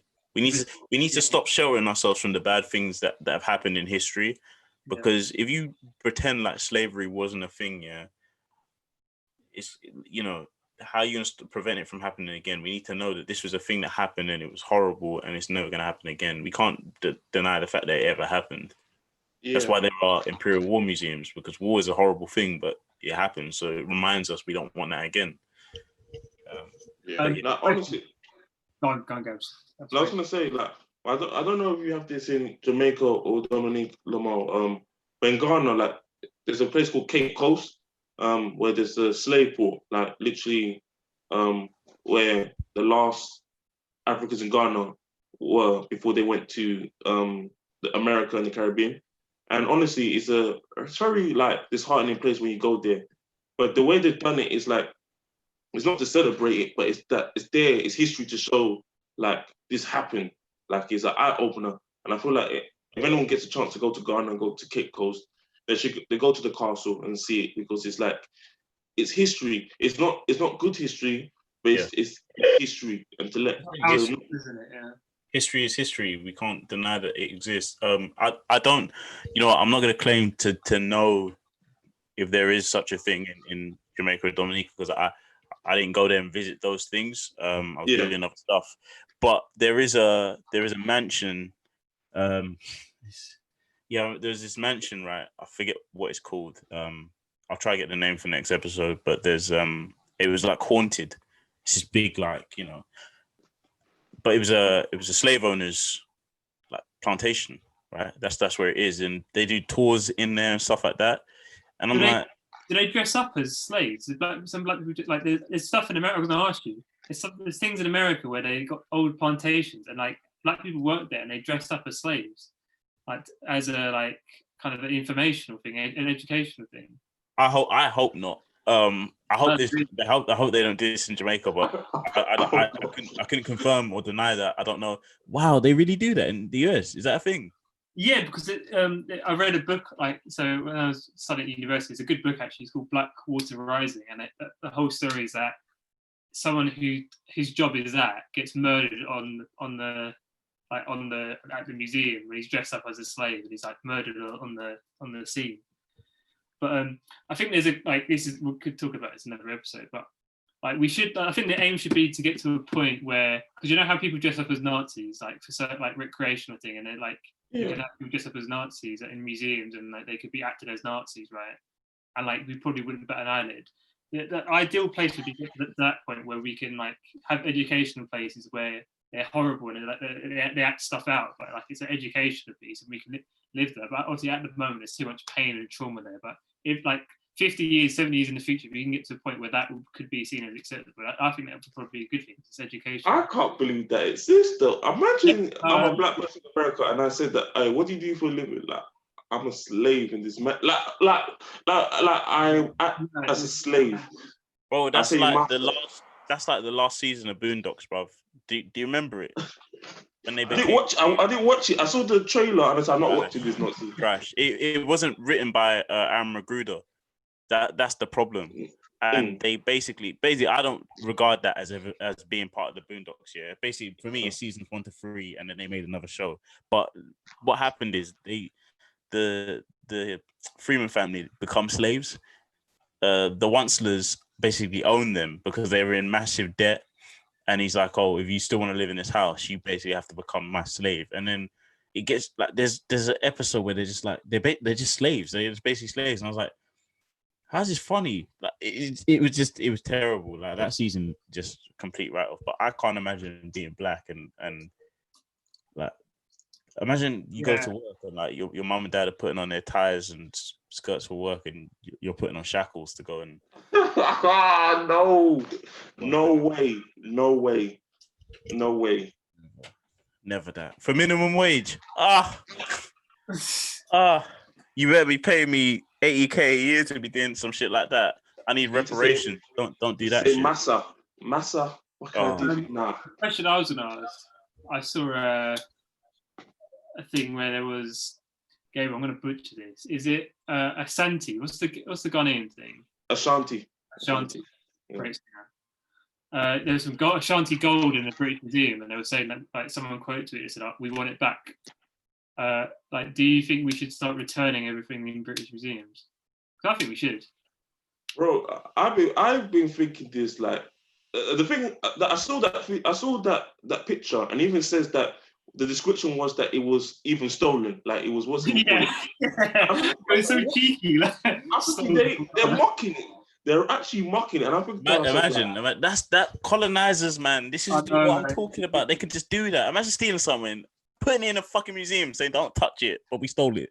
Yeah, bro. Like, and the thing is though, and those things are like they're worth like millions of pounds. Like, come on, like if you saw that gold, you thinking, rah, that needs to go back to Ghana. You get what I'm saying? That needs to go back to Ghana. I feel like, but the thing is though, the reason why, I'm going to say I'm 99% for it to go back.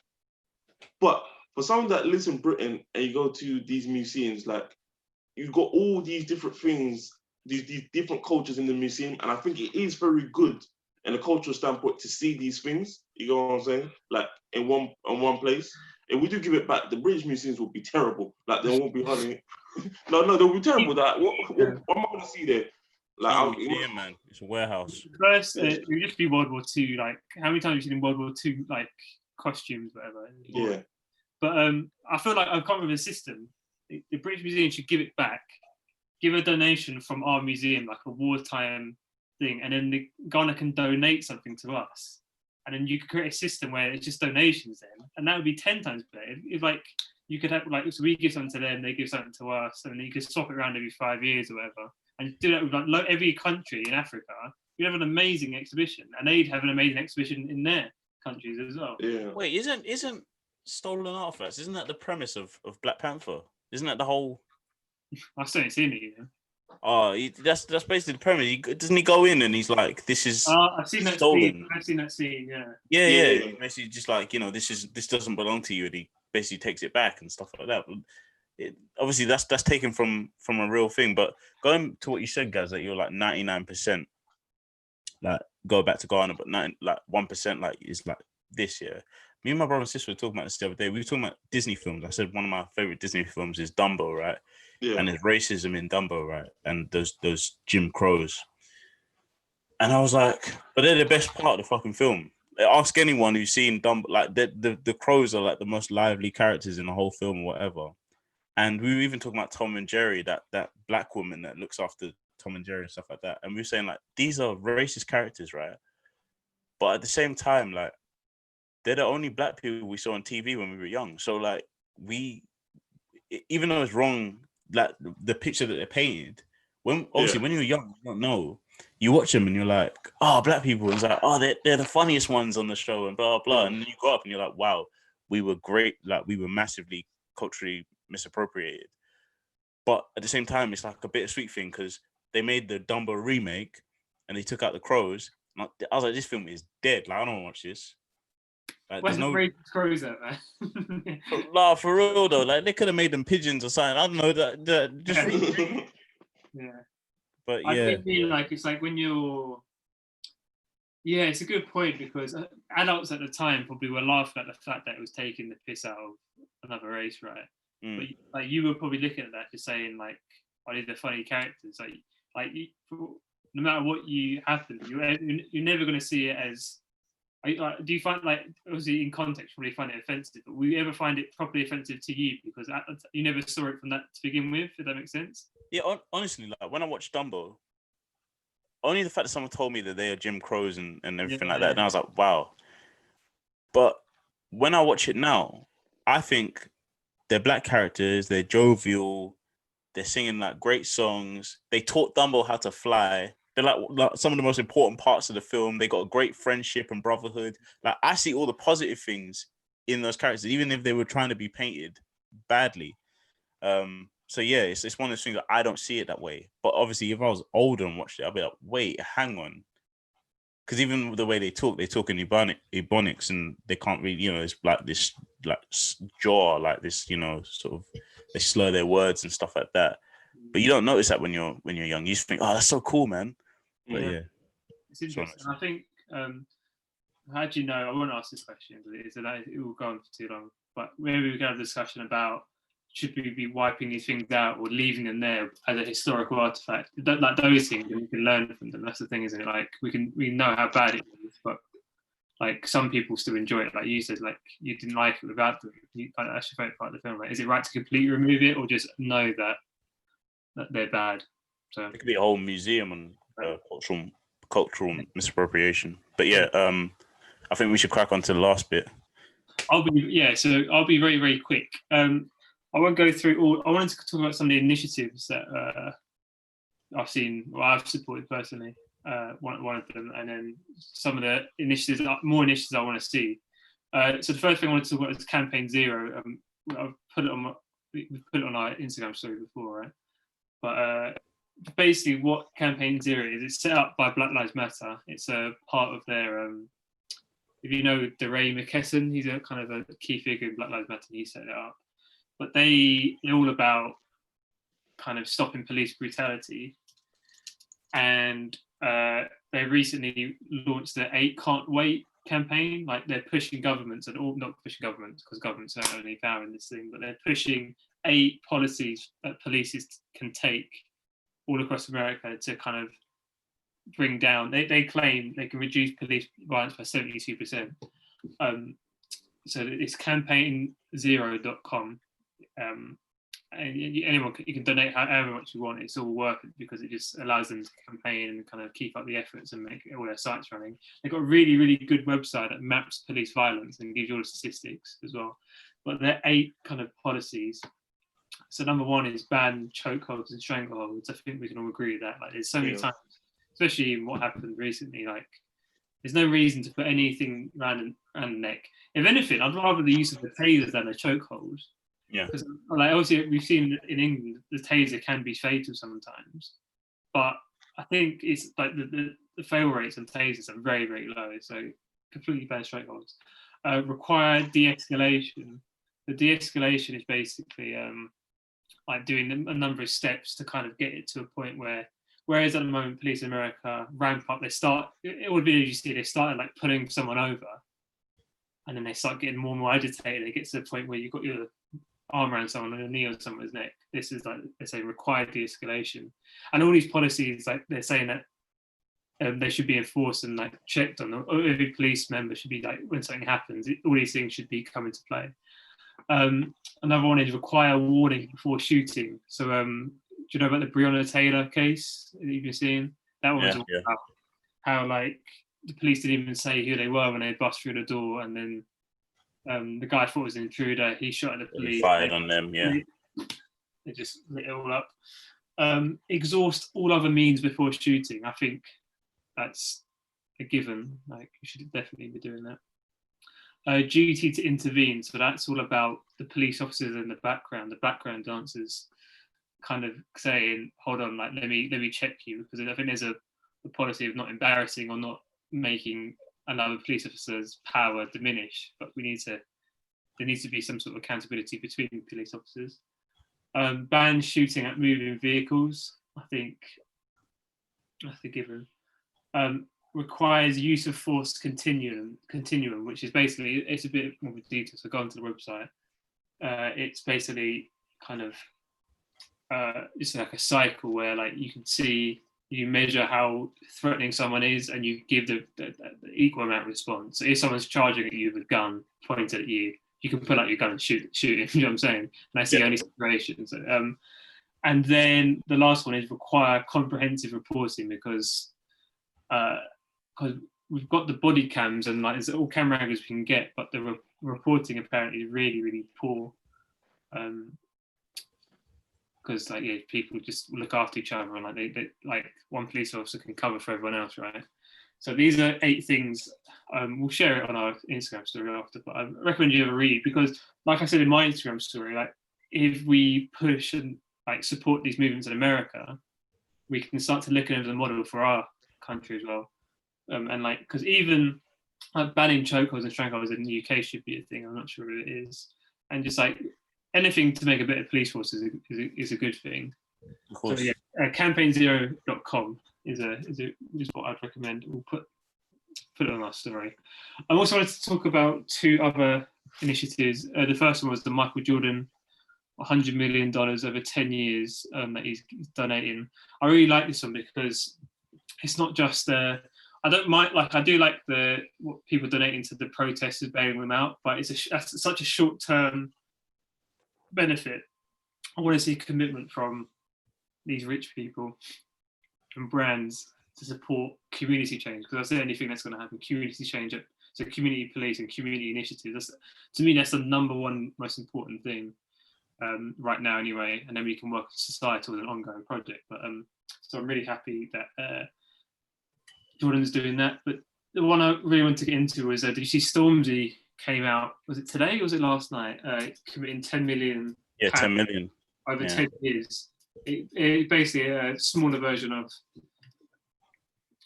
what Jordan's doing, but no less important. What I'd love to see now is like, number one, shout out Stormzy, because I like how he just kind of does these things. He doesn't make a song or dance, and not like a big video. He just does it. Yeah. So like, I didn't know that Stormzy's got his own book publishing company. Yeah. He doesn't make a song and dance, but he just does it. And the only way I knew about it was he went on the Jonathan Ross show, and Jonathan Ross asked him about it. I didn't see it on his Insta or anything like that. He just sort of just does these kind of things. So yeah, shout out Stormzy. But it'd be good to kind of get if you could set up a website telling us what he's going to support and stuff, because then you can get other people to get involved, and I'd be happy to see what help out and see what he's doing as well. Because and it is the typical thing, people go, oh, why is he supporting black initiatives, and then what's the white people's first response? It's like, oh, if I supported white initiatives, that would be racist. And I think when people talk about black initiatives, it's like, when we're really talking about black initiatives, what they mean is the community projects that majority black people live in. Because if you have there might be some like specific things, but say if you invest in a community centre or a proper community centre in a really rough area with majority, like 90% ethnic minority population, white people are still going to benefit from that, aren't they? Like it's just like when they say black initiative, that's what they kind of mean, right? Or am I missing something? Not like things.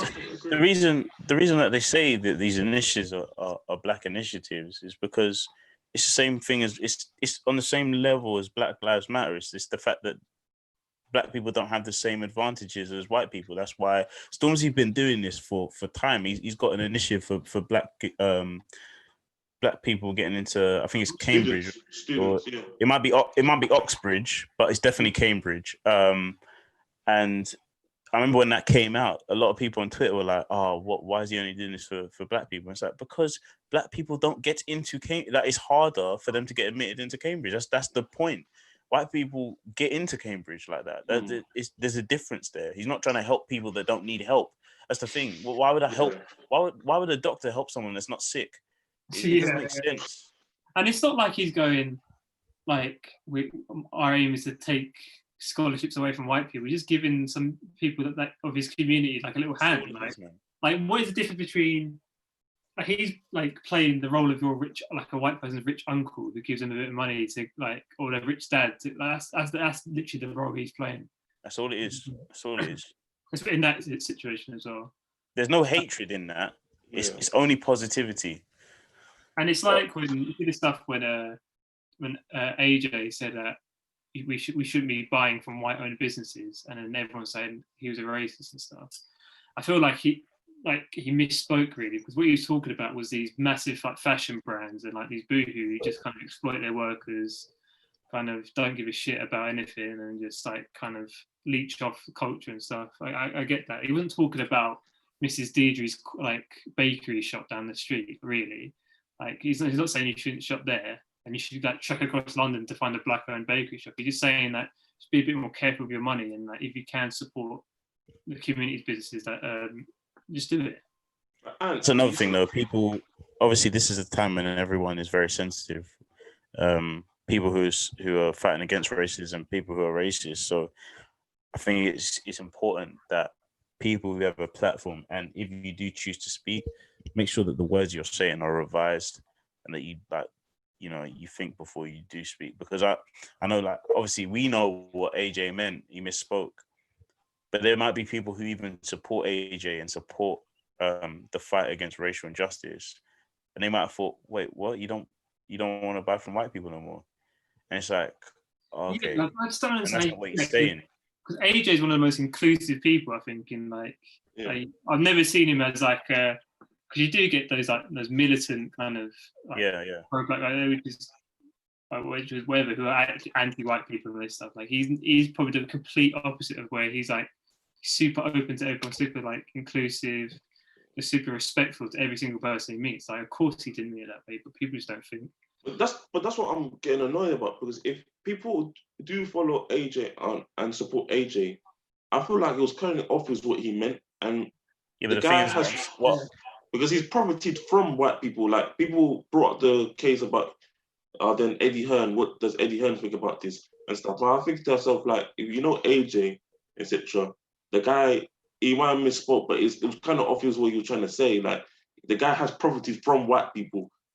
Etc. So it's obviously he's not trying to say like the people are profited from don't spend money on them. But it was kind of obvious. It's like sometimes when your emotions like come out, like sometimes you don't necessarily say the correct things, but it was like, you know what they meant. Like he knew what he meant. He's not. Yeah, of course, but you got to remember that it's more than just AJ fans that might hear that. Things get retweeted and things get thrown around and stuff, and next thing you know. I'm saying this. I'm not saying this against AJ. I'm actually saying this to protect people like AJ. And then they need to just think, because the next thing, imagine if that was on the news, right? They can then paint that however they want. And we could be like, we know AJ. He's not like that.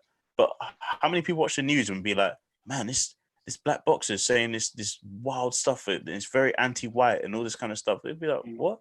That's not what I meant. No. I'm pro-black. I'm not anti-white. Exactly.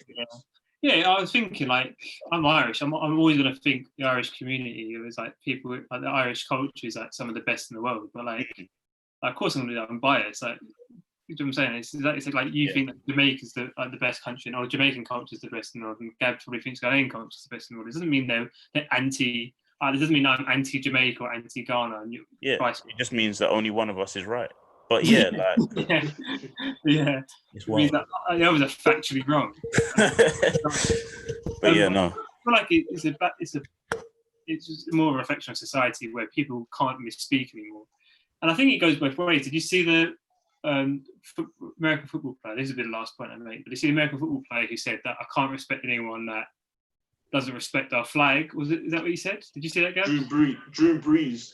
Yeah. And I feel like it was, I just, from reading the quote, I only read the quote and saw a bit of the clip. And I feel like it was a stupid thing to say right now, because he's just going to catch heat. But I feel like he was just like, he wasn't kind of demonizing people who are protesting. But like, I feel like he was showing his love for America, which is a different thing, right? He like, because he's really pro-America, and he might be completely Black Lives Matter. Maybe something different, Gab, but he might be completely Black Lives Matter, but he just doesn't like that people disrespect the flag. And I think there's you can have those opinions at the same time, right? Like you could have. No, I was gonna say elaborate. Like more information came up about that, and he apologized. But the question was literally about the flag. So it wasn't about what was going on with George. So he wasn't even trying to be disrespectful. So people went at him, but they didn't understand in context because he did apologize. But it was like in context, he was asking a specific question about the flag stuff, about the disrespecting of the flag, and he answered about it, and then they just came out and because he's actually been a big support of the communities because he is in New Orleans, and obviously there's obviously a lot of black people in New Orleans, and he's been supporting those communities. So it's like he wasn't trying to be out of pocket with that statement, but yeah. And I think this is the thing you got to wake up as well. Like you can be against someone burning the flag, but be super pro Black Lives Matter as well. Like, or you could be super pro, like you could be black, be super pro Black Lives Matter, and be completely against looting and rioting. Or you can be white and be completely pro looting and rioting. Do you know what I'm saying? Like it's people that like we need to be more understanding of people. And it's exactly like that AJ thing. I think this is probably one of the last things I'll say, but yeah, I did say like before, obviously, and I think it's both sides. I think people like AJ with that kind of platform, you need to understand that people will take your words. If you're not very specific with what you say, people will take your words and misconstrue them and put them where people who don't know you, don't understand you, can see it, right? But also at the same time, and this is not even just on a racial vibe as well. This is anything, right? People need to stop reacting so quickly to things that they see, right? You need to read something and then go and do a little bit of research. Go look at the history of that person, because people see things on Twitter and they're like, oh my gosh. And you don't even know this. It could be a misquote. It could be something that was taken out of context, but people will jump on that. Next thing you know, the person's cancelled or might do something crazy. Like, I don't know. Imagine seeing millions of people saying something against you that you didn't say, right? You don't know people's mental health state. You could drive them to reckless things like suicides and things like that. So people need to, honestly, before you react to things, it's very easy to have Twitter fingers. Please read, because you become someone. I would hate to be called a racist and not be a racist at all. They tried to call out Emma Watson for that blackout Tuesday because she posted the picture of like 3 squares. And I was like, Emma Watson, Emma Watson's been doing this before it was a trend. And you lot are trying to get on Emma. Is that what we're putting our energy on? Emma Watson, someone who's really trying to support and uplift black people for the longest time. We haven't got anything better to do. Come on now. It's ridiculous. But yeah, read up, people. That's my venting sesh. Yeah, so shout out Stormzy. I think he's the MVP of the week. For real, he's done bits, man. Just for being, because like actually that's being cynical, but I just see some influences and I'm just thinking, are you doing this for the right reason? Are you putting this on social media for the right reason? And Stormzy, he just done a press release and that's it, I swear. And that's it. He's not going. I don't think he's even on socials right now. He's not even gone on like Instagram live and gone, hi guys, so we're launching this thing, and like, do you know what I'm saying? Like, he's just done it.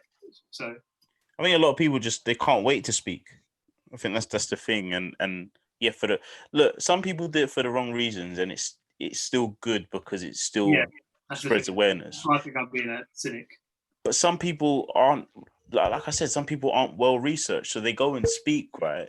And you're influencing people, and your words are just like, what are you saying? Like, what are you talking about? I saw that people might not like this, yeah, but like people just want to tell their stories, and their stories aren't even particularly that, like, I mean, emotive. Like I get it, but it's like, this isn't like a therapy session for people. Like, come on, like, how something of substance is actually going to change people. Like, I remember like that Montana Brown from Love Island, yeah, started talking about the story, and she was like, yeah, I'm mixed race and I come from a predominantly white area, and I went to school and I went to a white school. I didn't suffer any racism really. And I was like, oh, okay. And she's like, yeah, and I grew up and I didn't really suffer any racism. And I was like, right, okay, but where's this going? and then she was like, but I did. This is really hard for me to talk about. And she was like, but then I did go to university, and there was one lecturer that didn't like me, and it was because I think that person was racist and blah blah blah. And I was like, right, I get it, and maybe that person was racist, yeah, but this story isn't strong enough. Like I get the struggle, and to be honest, I'm not saying that you didn't go through anything racial. That's not what I'm saying, right? But people just want to go and speak and like, oh yeah, and like get people to message them and like, oh man, thank you for sharing your story and stuff like that. It's like, is that kind of story? I don't know. Maybe it did hit someone. Maybe it uplifted someone. But to me, I watched that story and I was like, are you joking? Like, I listened to it and I was like, you haven't constructed this in the right way, or I've just misunderstood the message. But it doesn't really sound like you went through anything. It just sounded like, someone didn't like you. And it's not like, it didn't even sound that racially charged. I kind of zoned off listening to it, but I was like, I can't believe you listen to it. I can't believe you I can't believe you entertained that nonsense, bro. You know what's the maddest thing? It was a group project as well. She wasn't even the only one getting graded. Like, it could have been anyone in that group. I don't know. Thing is, it's getting worse and worse. I'm not saying that you didn't experience what you experienced. Yeah, I'm not the person. I can't say that. Who am I to say that? But I'm just saying, I watched it as a black person, and I was like, cool. Yeah, I haven't done that. And shout out Jack Fowler, who revealed he's mixed race last night. Did you see that? What? You not see this? What? His dad's black. Oh. Are you serious? I think his dad's mixed race. Yeah. But I thought he was he's from some. No, shout at him though, because he made a really nice post where he was like just about his dad and how like he can't relate to his dad, but he wants to do the right thing because of his dad, or something like that. It was a nice post. What? So his dad is half black and half white? His grandparents on Windrush. Are you serious? Yeah. Jack, I'm pretty sure that's what he was saying. Oh wow, okay, fair enough. Are you serious? Yeah. And then I saw people going like, why are you so affected by this, Gabs? No, because I just know. He's quite surprised though, just because like the whole thing was that Oliver Jack was like he was a white guy, but he was down with the culture, whatever. But I started seeing people going, "Oh, I'm glad he's got a black dad because he was leeching off the culture too much." I'm saying, is that all it took for him to have a like? Nah, my thing was this year. I'm kind of, because I thought like he would have more things to say, because I feel like honestly, obviously, like I feel all quite close with our fathers and that. And our fathers will tell us their experiences back in the day and stuff. And they'll tell you, like my grandpa will tell me his experience and stuff. So I'm just thinking to myself, like, maybe, I'm not gonna lie, I feel like it seems like he's stable in his life. Like he would know what his father went through and what his grandparents went through, that he would have, because he would have constructed his sentences a bit more when the situation came out. Like, you know what I'm saying? You know, when he was under pressure to say stuff. Like when he said some stuff, I was like, really? Like, is this all you got to say? Yeah, but he's never been good at that, man. Did you not see when he did I don't know what he did. He put a post on Insta and he was saying something, and he said a word like really awkwardly, and then everyone in the comments was like, "Why is he saying it like that?" And then he's like, "Do you know how many takes it took me to get that right?" Like he's not that guy. Like he's not that. He's not Martin Luther King. That's what I'm saying. Like, not everyone who speaks is going to be a Martin Luther King or Nelson Mandela. Like, he could be in private speaking. I get he's got a platform, but he could be speaking to his dad in private, like about it and stuff. So, I mean, not everyone needs to. Man, it's nice. It's like a nice post. It's like how he's like, yeah. And the thing is, like, I get, like I said the thing earlier, and I get that. Obviously, he's probably got a lot of followers, and people have a lot of followers that want to hear their side of the story and stuff like that, right? But I mean, you can respectfully decline it, or just be like, you know what, I just want to. Not everyone needs to. Not everyone's words are effective. Like, not everyone is doing what they think that they're doing for this movement forward. And I think sharing is great. Share 100%, but you know, sometimes you need to really think about what you're saying, and is this the kind of thing that really needs to be said right now? Because you know, the death of an innocent black man in the US getting a bad grade at uni, like, I don't know, like it's not, you know, there's stop bringing this up. Stop it. It's systematic racism, but it's not. I don't know. It's not the same. It's not. The same. Montana Brown, if you want to come on defend yourself on the Zebra Crossing podcast, hit us up. Okay, but I was just seeing a lot of influencers lately just doing things for the wrong reasons. So I just question whether, you know, Yeah, you want to believe. That's the thing. You want to believe that they have all been through things, and if she has, then I'm very sorry. Like if she has been affected, and I'm not saying that she's a liar at all. I'm just saying this is the viewpoint of someone who has seen it. Someone else could see it that way as well, and someone might see it and be like, "Wow, that was amazing!" Like I really empathize with that. it's But I because just, they have no self-reflection. These influencers, they don't know how they look to other people. Like, yeah, it's like, yeah, it's not the same. It isn't. The same. Yeah, it's not the same. I just think, just think things through before you sort of just put them online, because this, like I said, this is a very sensitive time for a lot of people. Cool, but that is the show. I think it's a good little therapeutic session there. I feel much more positive about it now. Although 100, yeah. we'll see this weekend. Like I said, we'll see. So hopefully everyone stays safe. If you're going to protest, wear a mask. Don't want to see any protesters without masks. Look after yourselves. Any closing words from you two? wear a mask. There you go. Yeah, bruv, is that a jockstrap? Huh? Move on and carry on. No, I just want to say, everybody, yeah, just keep talking to each other, keep checking in on people, keep the protest going. Yeah, just keep the social media threads going, because this can't be a trend, and really think about what we're actually going to do to affect change, and not just do things because someone else tweeted this, so I'm going to retweet this. Like, actually think about what you're doing. But on a positive note, like, it's been amazing, and it's really uplifted me from a sort of dark and abysmal week before. This week has been very uplifting, and I love to see it, and I just hope that we can see more in the future. Yeah. My final point is this. I'll keep this nice and short. Girls that are not black, please do not put signs saying stuff about black dick. Okay, that's Oh my it. God, yeah.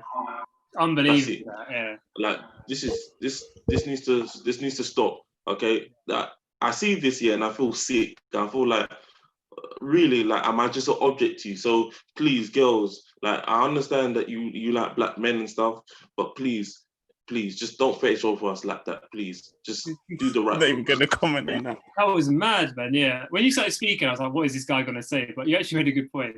When I saw the sign, I want stop racism, I want mixed kids, I was like, I couldn't believe it. I was like, that has to be. Yeah. All right. Oh, But also, shout out, but screw that guy that had to sign, the black guy that had to sign that your daughters love all of our inches, why can't you? I was like, what are you doing? No, that needs to go as well. That all of that nonsense just needs to go. I was ashamed. I was ashamed. I was ashamed. I was doing a Dr. Umar Johnson. I said, I'm so ashamed of my people. Yeah. I'm so ashamed. I felt like putting on that hat, that meme hat, and be just like shaking my head. That's how bad it got for me. You know what? Yeah, I will say this actually live on YouTube. I don't give a fuck, right? Them white girls, yeah, that say that they want like mixed race kids, yeah. You don't make me sick, bruv. Like, honestly, like I want people, I want numbers at these protests, yeah. Obviously to make it a thing, but I don't want you lot there. Just stay at home, innit? Like all the lot that we want mixed race. Oh, mixed race babies are so cute. You make me feel sick. You're crossbreeders. That's all you are. Like you're selectively breeding. That's what that is. It makes me feel sick. You're not supporting them. I said this before. Liking black guys is not enough. It's not enough. It's not personality trait. It's not fucking. We used to call them at uni. Like, actually, it's a bit. Like, we used to call them collectives, where they wouldn't care who you were. They just wanted like stamps or bottle caps. Yeah. Let's keep it 2 Virgils. That's Virgils. I was closing comment. I think stay safe. Make sure you follow at Zebra Crossing LDN, or Zebra Crossing Pod isn't now. Sorry, but at Zebra Crossing Pod.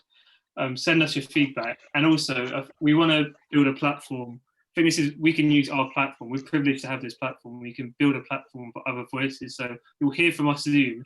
We're going to be doing some big things are coming, and we're going to be putting everyone on, hopefully. So I think that's the least we could do, and it's something different as well. But everyone stay safe. Have a fantastic weekend, and we'll see you next week. Fight the power. How do I end this? So. Oh, wait, shit.